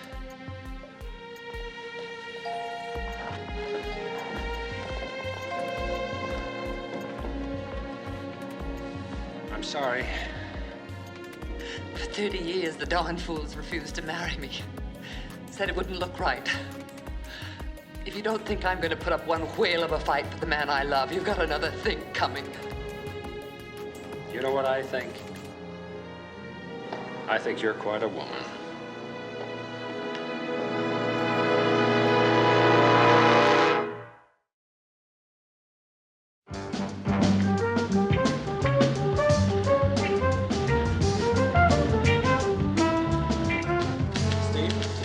Someone left these at the front desk for you and Mike. What? Okay. Thanks a lot, Bill. Good night. Night. Hey, what do you got? I don't know. Here.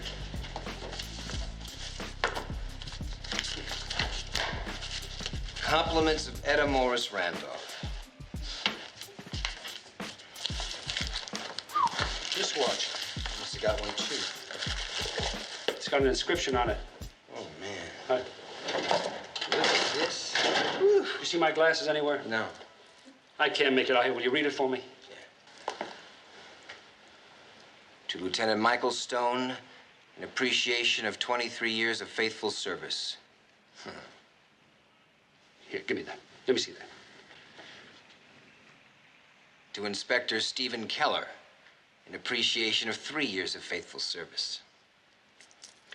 You know what one of these jobbies costs? Yeah, I know what they cost. And they're going back. Why, this isn't a bribe. No, it's not a bribe. It's a message. What? A message. You've never seen a guy receive a gold watch, have you?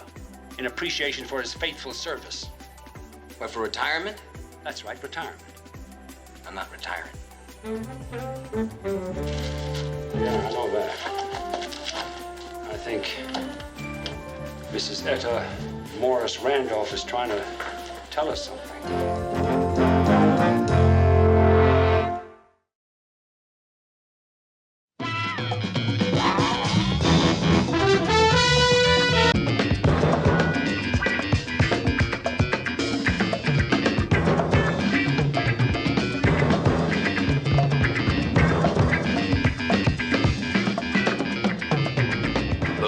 Of San Francisco, a Quinn Martin production. Starring Carl Malden. Also starring Michael Douglas.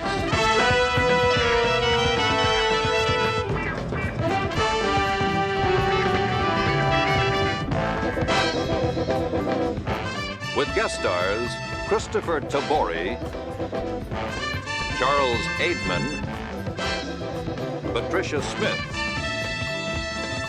Tom Troop.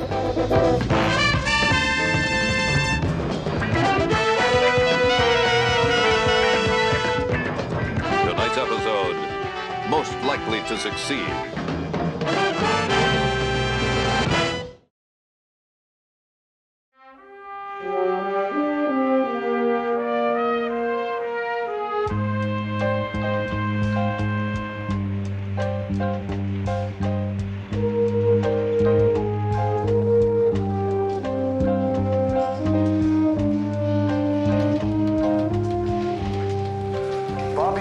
From that locker, and you know it as well as I do.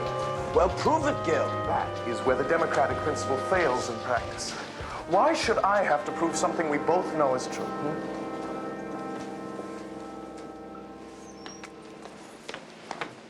Bobby, Hey, so where do I stand? Oh, but you're back to the wall. Oh, you're a laugh a minute, Guilford. And you're a thief, Bobby. Hey, now wait a minute. Hey, whoa, separate. You're not a thief. You're not a laugh a minute either. Oh my gosh. I almost forgot. Mr. Hanna! Mr. Hanna! I was just on my way to your office when I saw you leaving. Our meeting was for 5 o'clock. You know what time it is now? Yes, I know. But there was a special meeting of the Honor Society, and I'm the chairman. And you thought that was more important? Oh, no, it's not a matter of importance. It's just it was my responsibility, and the meeting came up suddenly, so... All right, Paul, I can tell you the same thing here I was going to tell you in my office. I'm going to have to fail you in chemistry. But you can't do that. You knew it was coming.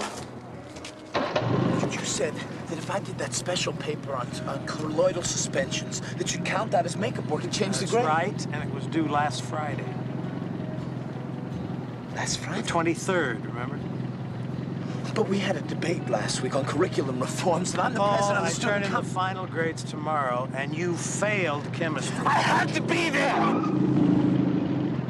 You don't know how important this is to me. Please. Paul, I can't fail! You'd better start rearranging your priorities. I have nothing more to say about it. Remove those books from my room. Yes, sir.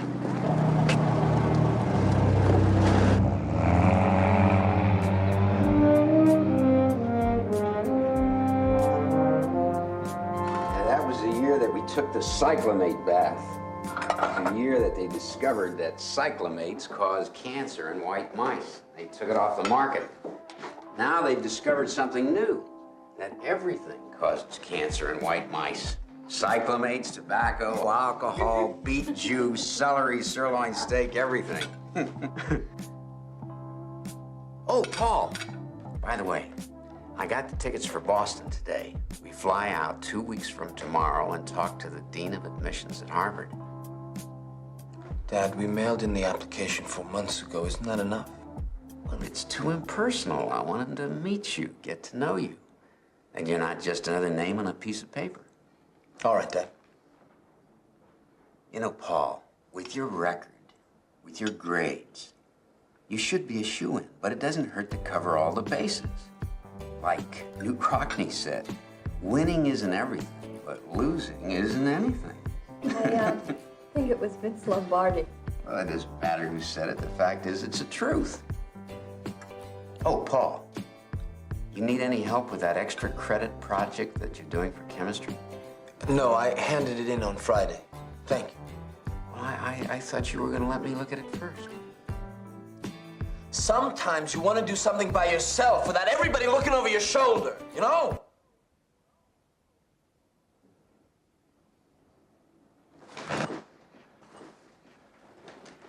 Excuse me, I have some homework. Daddy, why don't you leave him alone? You mind your own business, young lady.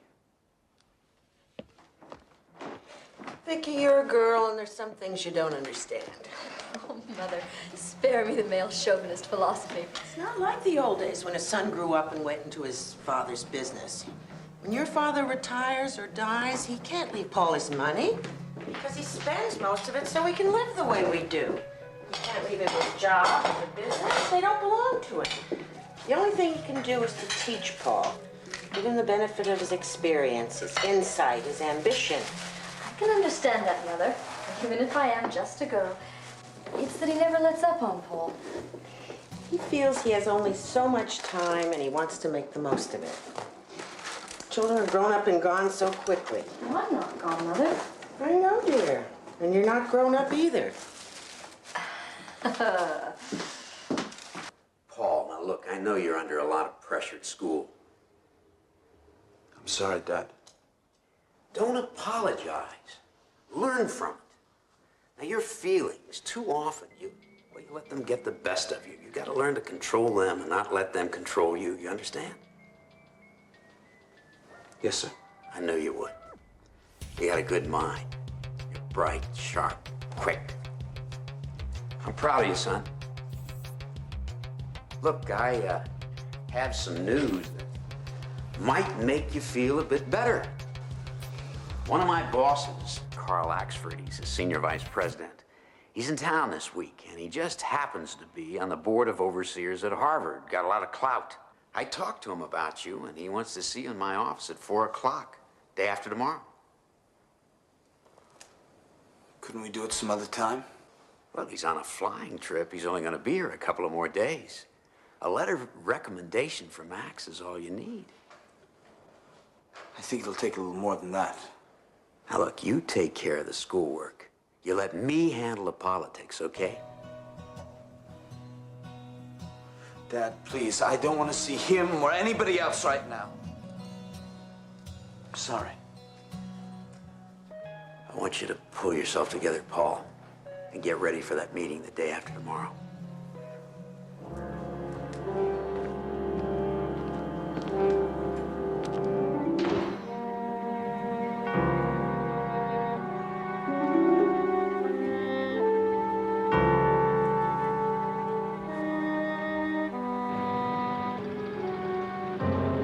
I'm not asking you to lie for me or change the grade or anything like that. Just say that owing to special circumstances, that you're not going to give me a grade at all. And what are the special circumstances? Well, for one thing, it's not fair. I said I was willing to listen, but not to that. Please try and understand. I'm supposed to go to Harvard next year. In 2 weeks, my father's taking me to Boston to meet the dean of admissions. Everything I've worked for the last 12 years will be meaningless because of that one grade. All the A's that I've gotten, all the extra work, what'll it mean? Nothing, because of that one F. Paul, you knew all that when your grades started to slip. Harvard is Harvard because it keeps its standards rigidly high. It doesn't compromise. And neither do I. I'm sorry. How's this? You give me an incomplete. I'll go to summer school. I'll make up the grade. I promise. I can't do that.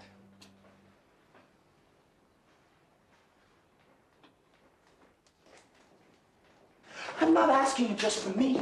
It's important to my father, my whole family. Well, I'm sure they'll understand if you'll just... No, they won't!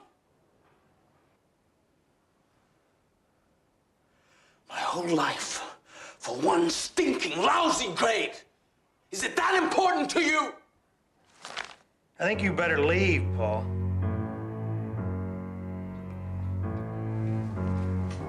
I'm sorry. I need your help. Please, please help me. Good night, Paul.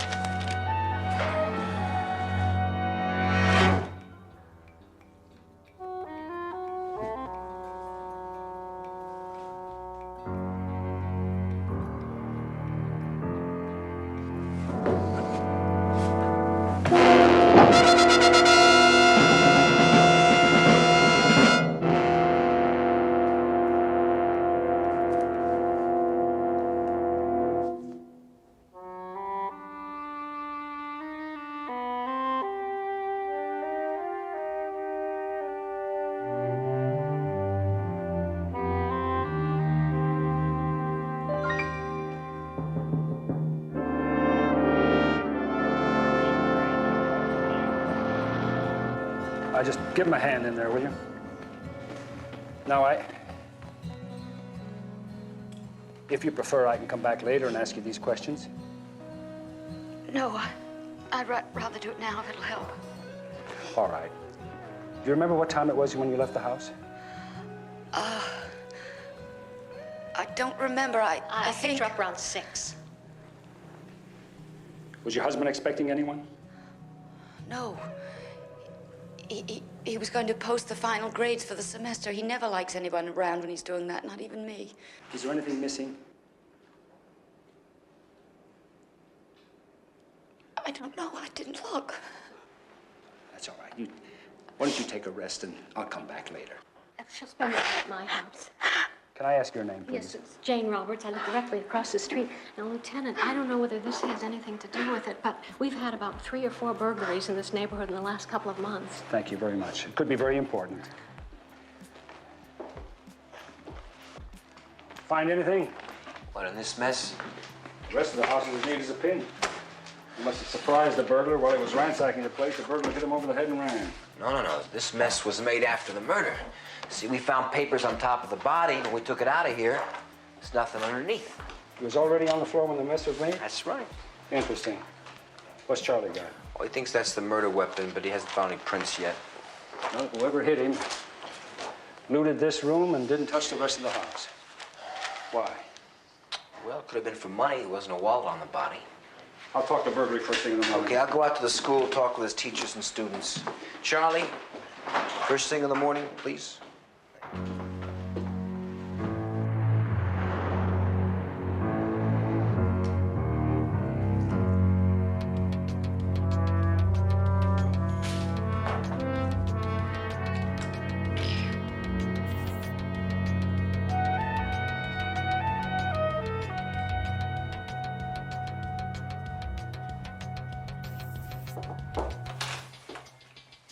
You busy?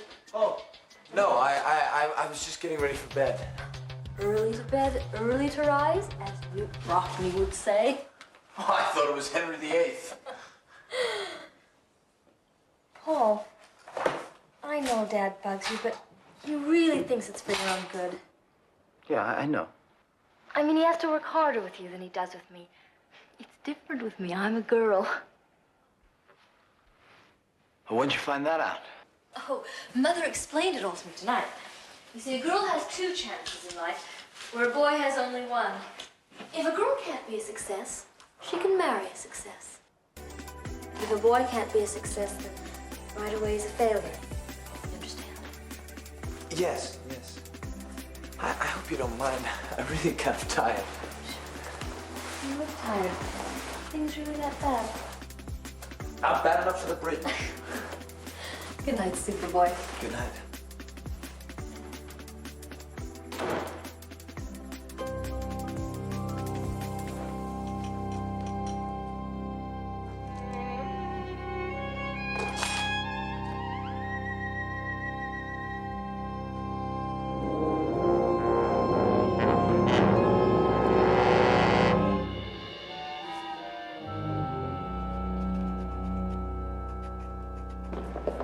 I still have trouble believing it, Inspector. You always think of murder as something that happens to other people in another world. When it strikes this close to home, it's frightening. Well, I understand how you feel, Mr. Gardner. I do. I don't think Tom Hanna had an enemy in the world. Good teacher. Good man. He was very fond of him. What about his colleagues, some of these students? No, I know them all, students and faculty. I can't think of anyone that's capable of murder. Well, almost anyone is capable of murder under the proper situation. Let me put it to you this way. I wouldn't want to accuse anyone. I'm not asking you to. I'm just hoping that if I could talk to some of these people, they may have heard something or saw something. Certainly, but I would appreciate it if you went about it tactfully. You see, most of the students here, they come from very wealthy, influential I'll try homes. not to upset anybody, sir. I suppose there's no way to keep this out of the newspapers. Well, it's, See, it might reflect in some way upon the school. I'm sure you understand. No, I I understand. wouldn't want people to think You see, that... it's really outside of my purview, Mr. Gardner. Sorry. Yes, I see. I understand. Good. I'll talk to you soon. Thank you. Yes. Thank you.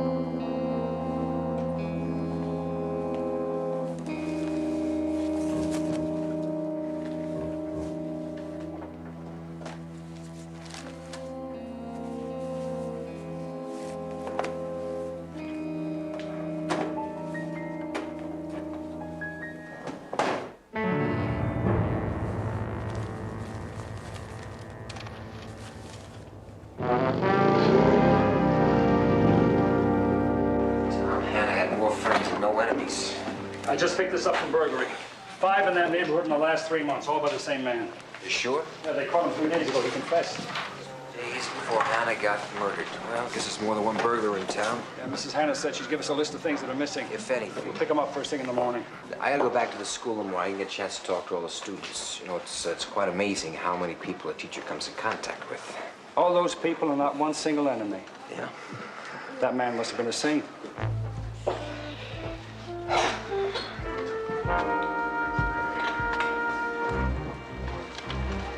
Hear what happened? Yeah. You talked to the fuzz yet? What do you mean? Well, there's a cop here asking questions. He's been talking to the teachers, but he's supposed to come back tomorrow and question some of Hannah's students. Oh? What are they asking? Well, you know, did you like him? Did you know him? Did you kill him? That kind of stuff. It's too bad Mr. Hannah was a nice guy. Yeah, he was a great guy. You bloody hypocrites. A week ago, you were standing there putting a knock on him, and all of a sudden, he's a great guy. When are you gonna learn to shut up? He was a creep then, he's a creep now. Mr. Hannah was a good man. He was a teacher, and now he's a dead teacher. And as far as I'm concerned, a teacher is a teacher is a teacher. And a thief is a thief is a thief. Hey, what do you think that's gonna prove? Nothing, but it's gonna make me feel a whole lot better. Okay.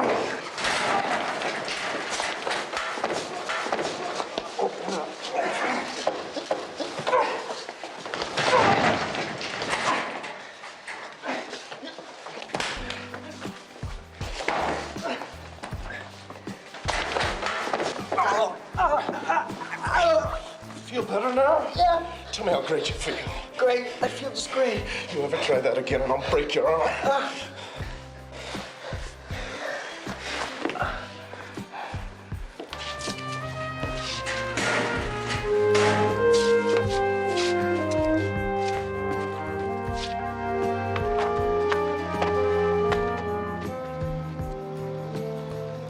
Try matching that. Dad? Yeah? I've been thinking about what you said, and you're right. It'd be terrific if Mr. Axford would write a letter for me. Hey, so you'll be there tomorrow afternoon at 4. Yes, sir. Good boy. Russell, did Yeah? Paul tell you? Tell me what? He's going to give the class day address. Hey! Mr. Gardner says the honor goes to the senior who's chosen most likely to succeed. I think you better work that into that conversation with Carl Axford. You bet. Great.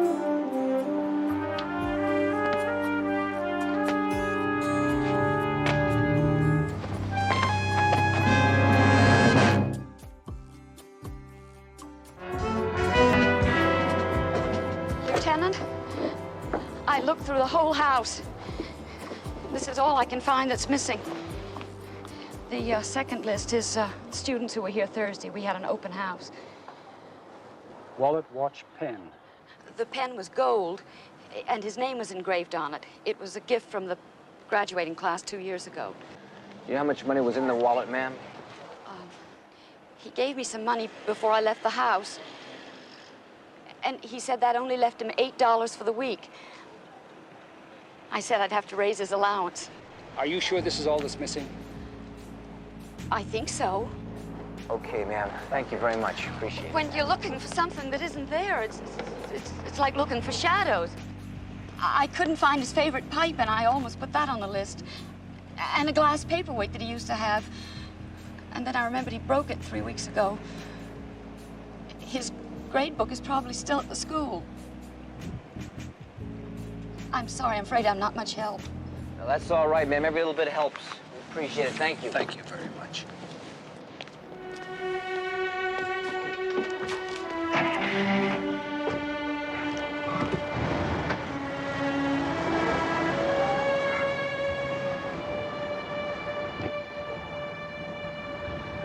Mr. Hannah was tough. Really tough. What does that mean? Well, if he asked you to do something, then you'd better do it. No excuses. He was tough, but he was fair. Do you know of anyone who didn't think he was fair? Bobby Tilton, but that's nothing new. Bobby's the only guy in school who failed lunch period 2 years in a row. Lunch?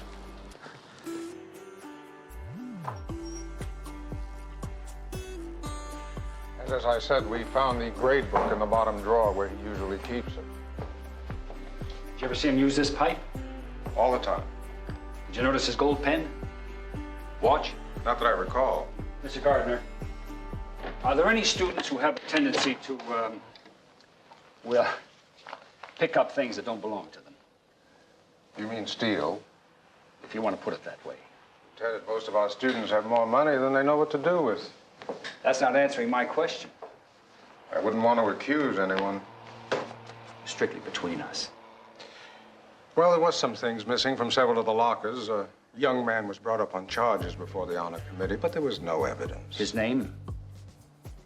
Tilton, Robert Tilton. And who's the chairman of the honor committee? Paul Kincaid. You'll find his name on the list of Mr. Hanna's students. Paul Kincaid. Thank you.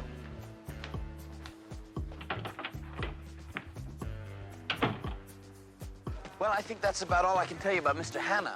He was a good teacher, though. All right, what about Robert Tilton?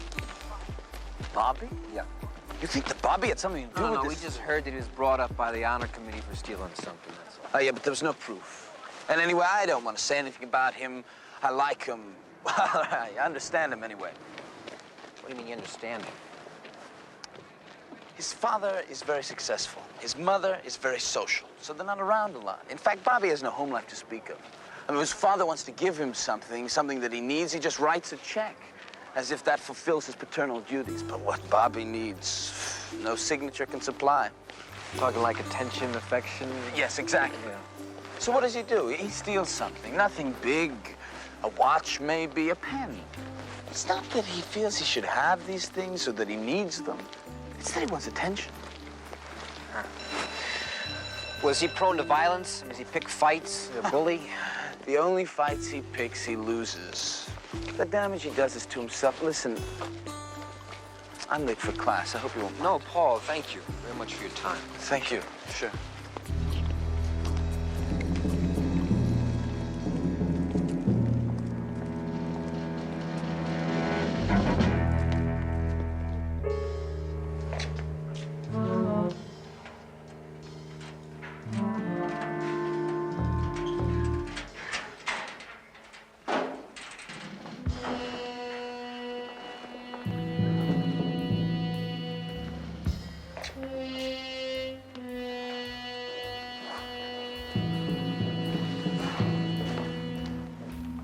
Bobby Tilton?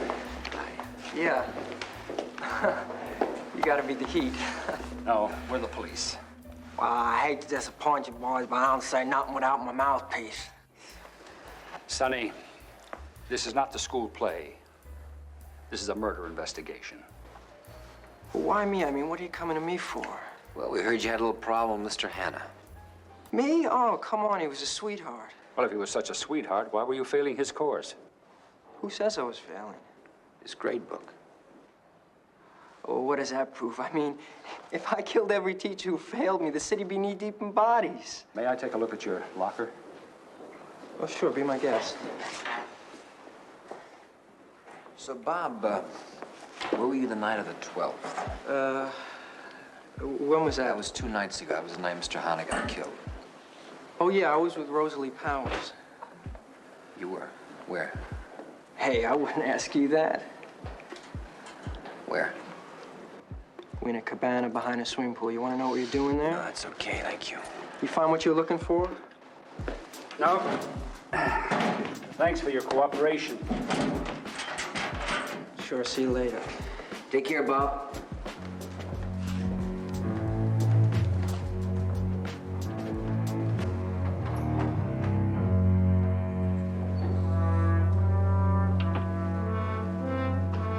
To Tom Hanna, our thanks. Class of 73.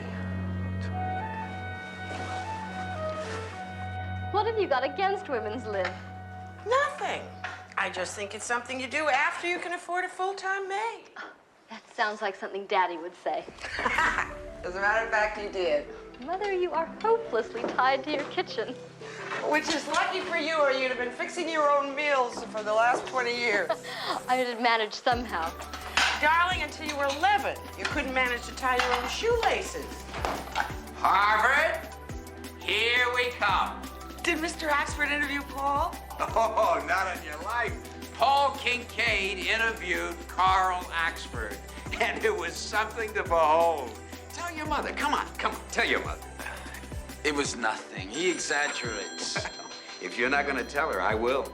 You know, Axe comes into the office, and he's expecting to meet, well, just another kid. Paul, it's for you.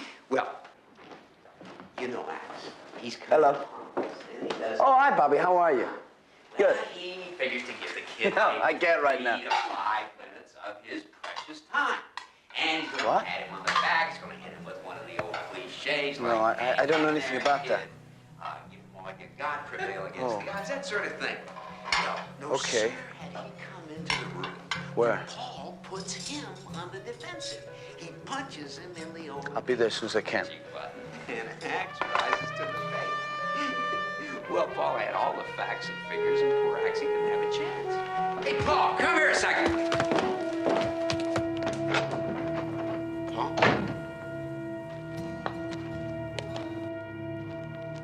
All I know is that somebody planted this in my locker. Could it have been a practical joke? Practical joke? It's not too funny. Man, I'm scared. Oh, look, I hate to ask this of you, but you're the only guy in that school I can talk to. You gotta help me find who did it. Okay, I'll try. I don't know if I can help you, but I'd get some rest and try to relax. And I wouldn't speak to anybody about this if I were you, okay? Come on, let's walk over here. I don't know why I'm the only suspect anyway. I mean, I'm not the only guy who was failing his course. If that was the only motive, you could have done it yourself. What do you mean? You were failing his course, too. How can you say that? You don't know anything about that. I happen to have a 3.9 average. 3.9 average? Who are you kidding? It's all in the grade book. I saw it 2 weeks ago. I sneaked into his office and looked just to see how bad I was doing. And I was doing pretty bad. There was only one consolation. I got to see your grades, and you were doing just as bad as I was.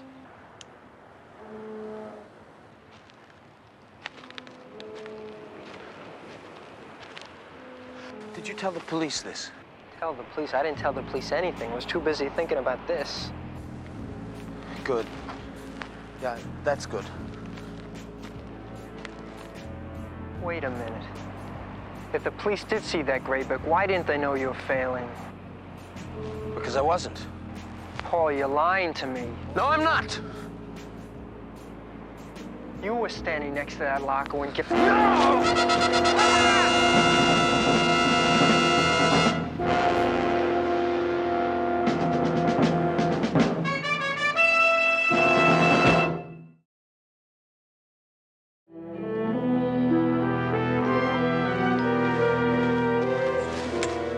I want the doctor that examines him to examine those bruises carefully.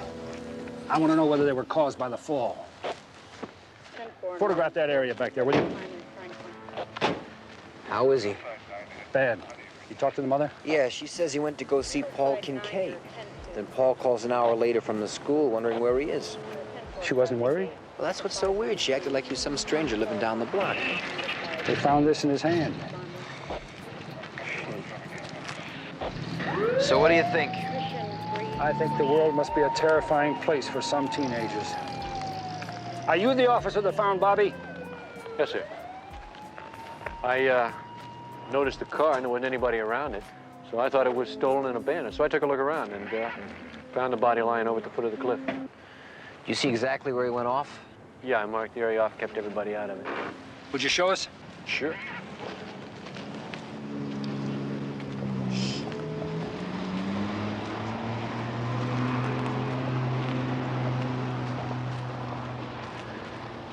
It's kind of hard to tell if there was a struggle. Yeah. How do you know this is the place he fell from?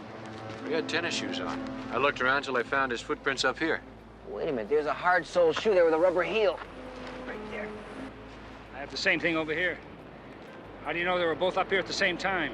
See if you can find a print with the tennis shoes on top of the hard sole shoe.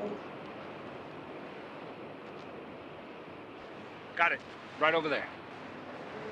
look at this. Here's a hard sole covering the tennis shoe. That's it. They're both here at the same time. It's a hell of a job investigating, officer. You ever think about becoming a plainclothesman? Gonna keep my horse? Forget it. Pass. So Bobby went to see Paul Kincaid at the school, but he never got there.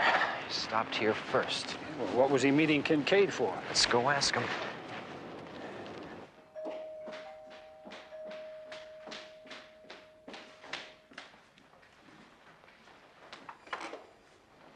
Yes?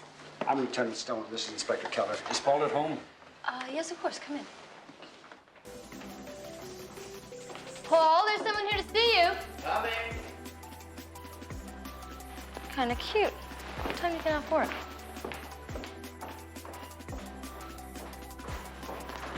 Let me slip. If she were really liberated, she would have waited for an answer. Hello, Inspector. Paul, how you doing? This is Lieutenant Stone, Paul Kincaid. Hello, sir. Were you supposed to meet Robert Tilton after school today? Yes, I was, but he never showed up. Yeah, he had an accident. Oh, no. Well, you know, it's bound to happen sooner or later. Was it a car accident? The way he drove that little car of his. No, it wasn't his car. He fell off a cliff. Oh, I'm sorry to hear that. Well, why were you meeting him in school? Didn't he tell you? No, he's unconscious. Well, I don't know. You see, he called me and said that he had something he wanted to ask me about, some advice he wanted to ask me for. You know what? No, I'm sorry. He didn't tell me. He was kind of shrouded in mystery when I spoke to him. Well, did he say something about meeting somebody else before coming to school? Well, if he did, I don't remember it. I'm sorry I'm not of much help. That's all right, Sam. Okay, Paul, thank you. Do you think Bobby Tilton will be all right? Yeah, if he makes it through tonight, he should be okay. Oh, that's great. It's great. One marvelous, terrific. Best news I've had all day. Paul? What did they want? What? Oh, Paul, what's the matter? Oh, Bobby Tilton had an accident. Was he all right? Yeah. He'll be all right.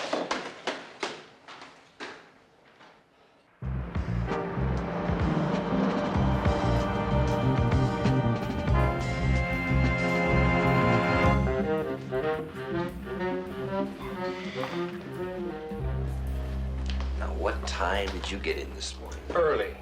Another cup of coffee? Yeah, lots of cream. I got a call from Peterson this morning in burglary. He found these 2 blocks from Hannah's home, behind the garage. Any money in it? Yeah, $8, everything that was there. Guess that rules out burglary, huh? Yeah. Come in here. Let me bounce this off. Tom Hannah came home around 5. He and his wife had an early dinner because she had a meeting with the faculty wives. Tom Hannah stayed home to compile the final grades. Somewhere between 6 and 7, someone came to the Hannah home. But they were admitted because there's no sign of forced entry. Yeah, someone Hannah knew. Bobby Tilton. Another student, friend, relative. Somebody. Now, this somebody killed Tom Hannah and went to a great deal of trouble to make it look like burglary. He stole his watch, wallet, fountain pen. Which we found on Bobby Tilton. Right.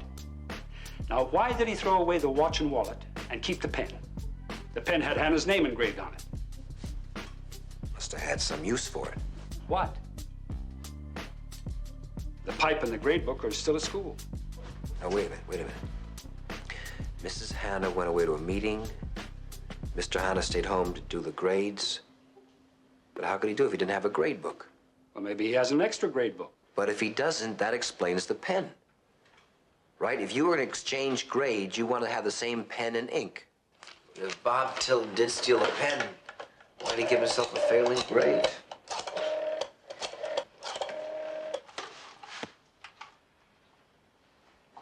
Mrs. Hannah, Lieutenant Stone, I'm sorry to trouble you again, but I need some more information.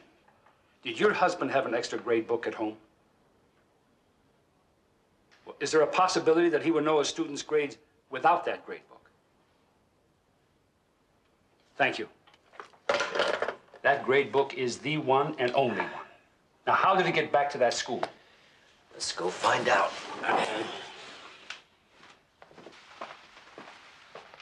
Polymerization is the joining together of a number of molecules of the same kind to form a single larger molecule. Although the new molecule is heavier, it has the same composition by weight as the original single molecules. Excuse me. May I help you? Mr. Gardner said that you had Tom Tanner's grade book. I do. Yes, somewhere here. Yes. Here it is.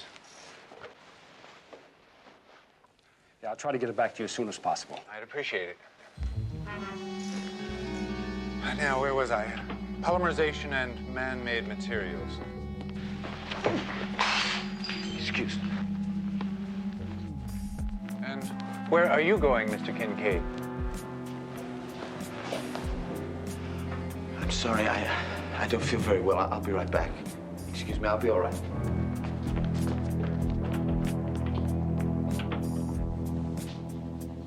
Mom, how does it strike you for a title? A juxtaposition of spatial incongruities in the works of M.C. Escher. Sounds fine to me. What's it about? I don't know, I'm still trying to figure out what the title means.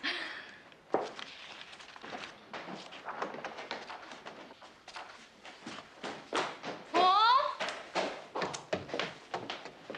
Oh, buddy, I need your help.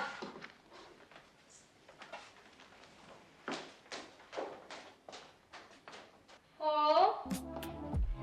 You're the brains in this family. What does...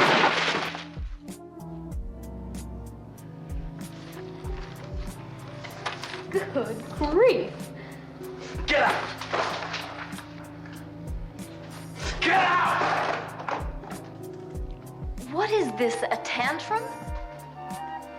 You want to see a tantrum? I'll show you a tantrum.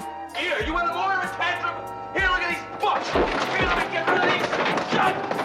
We got all over the place. They fought down our throat.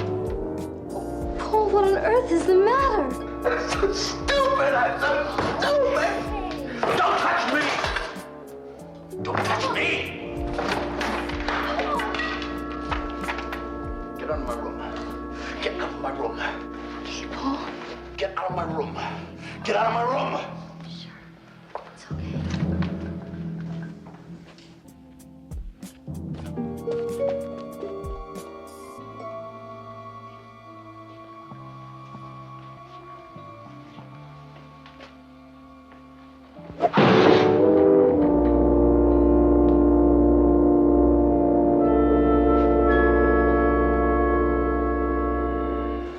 According to the lab, use a simple reduction agent, possibly a household bleach, changes grades from failure to an A. Never mind all that.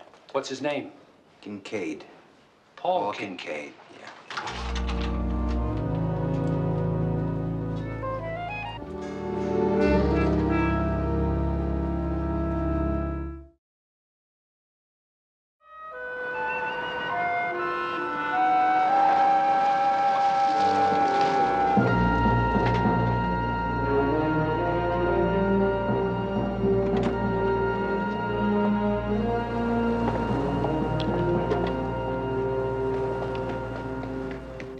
I think if I went up to talk Dad, there's something terribly wrong with Paul. All right, now what's this all He's about? locked himself in his room and he won't come out. All right, I'll talk to him. No, Dad, listen to me. I think he's sick. Vicky, now tell me everything that's happened. Well, I think it has something to do with Bobby Tilton's accident. Well, of course, that would upset anyone. Why can't he tell us what's wrong? I'm so frightened. All right, now calm down, both of you. He hasn't been the same since the police were here. I don't know. I think we ought to call a doctor. But Floor, he's all right. He's just a little uptight. I think it's my fault, at least partially. I've been driving him too hard.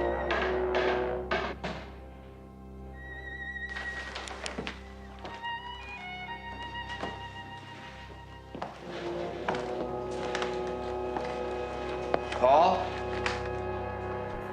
You all right, son?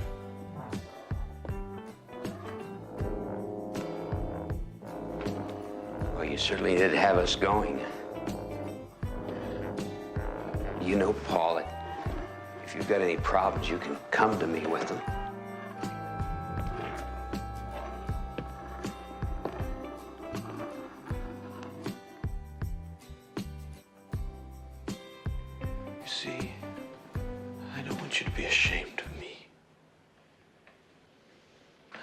Paul so much. We know that you do. I don't want you to be disappointed in me. Paul. I'm sorry, Dad.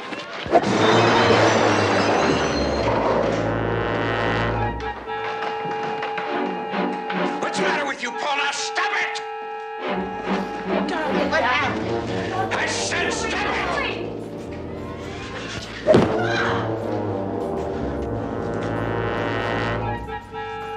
love of God.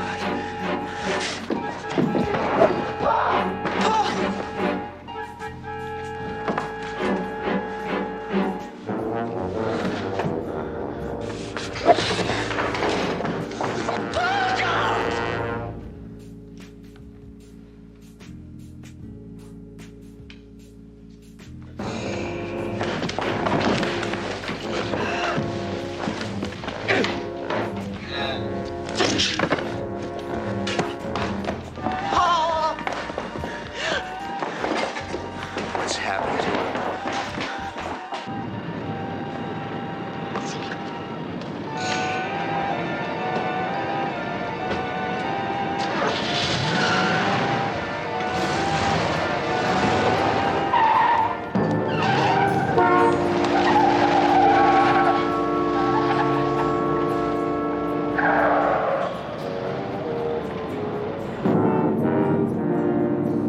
How long ago did he leave? About 20 minutes. Which way was he headed? North. Did you get a description of the car? Put out an EPB. My son is not a killer. He tried to kill you, didn't he? I don't think he would have.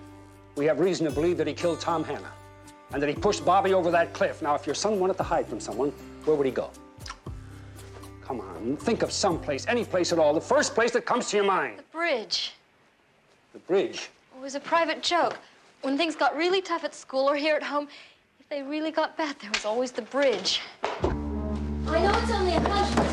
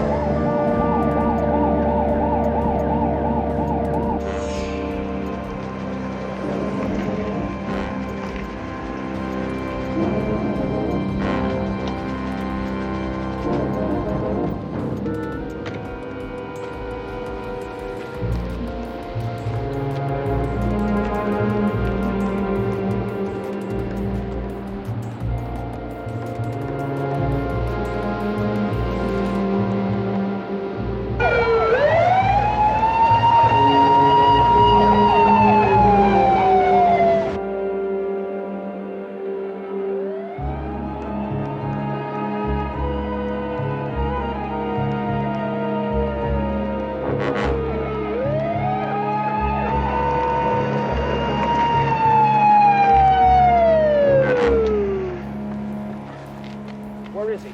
Down at the point. Did you try talking to him? I tried. Nothing. I started to reach for him once, but he nearly went over, so I backed off. Let me try talking to him. I think he'll remember me. Just be careful.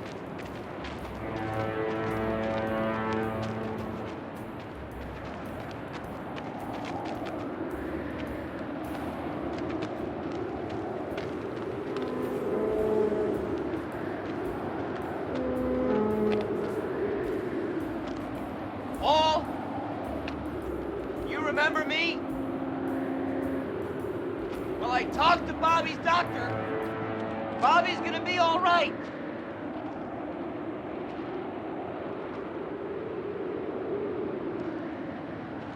Pretty cold out here, isn't it? You cold? You wanna go inside? Someplace warm, have some coffee, talk?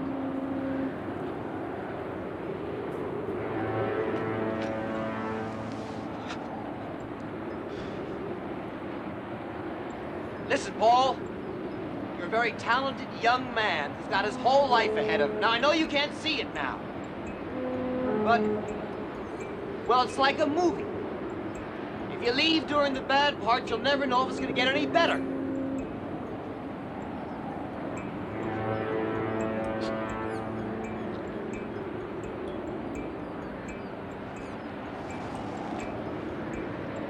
Boy, that wind cuts right through you, doesn't it?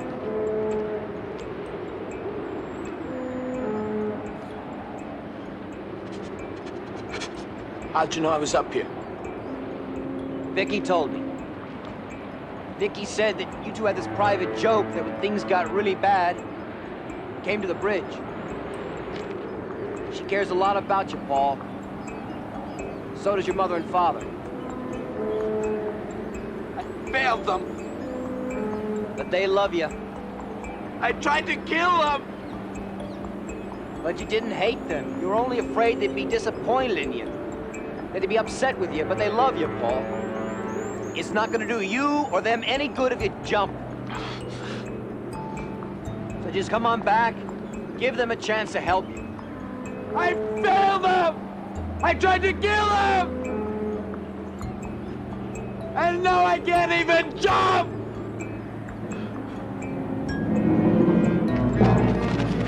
It's okay.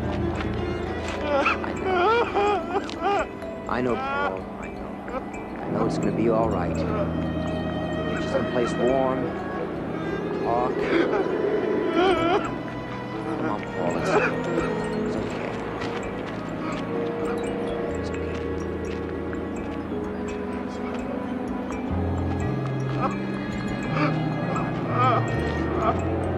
It'll be okay, I know. All right, back off. Everybody just back out.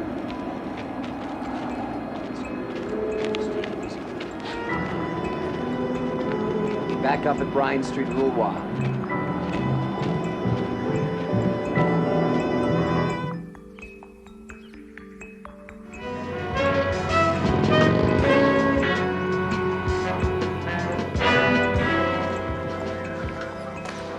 Where have you been? I was expecting you for an hour. I said I'd take him someplace. Have a cup of coffee, talk. That's what I did. Where is he? He's downstairs being booked. Well, his father's downstairs with a lawyer. You're going to plead insanity. What do you think?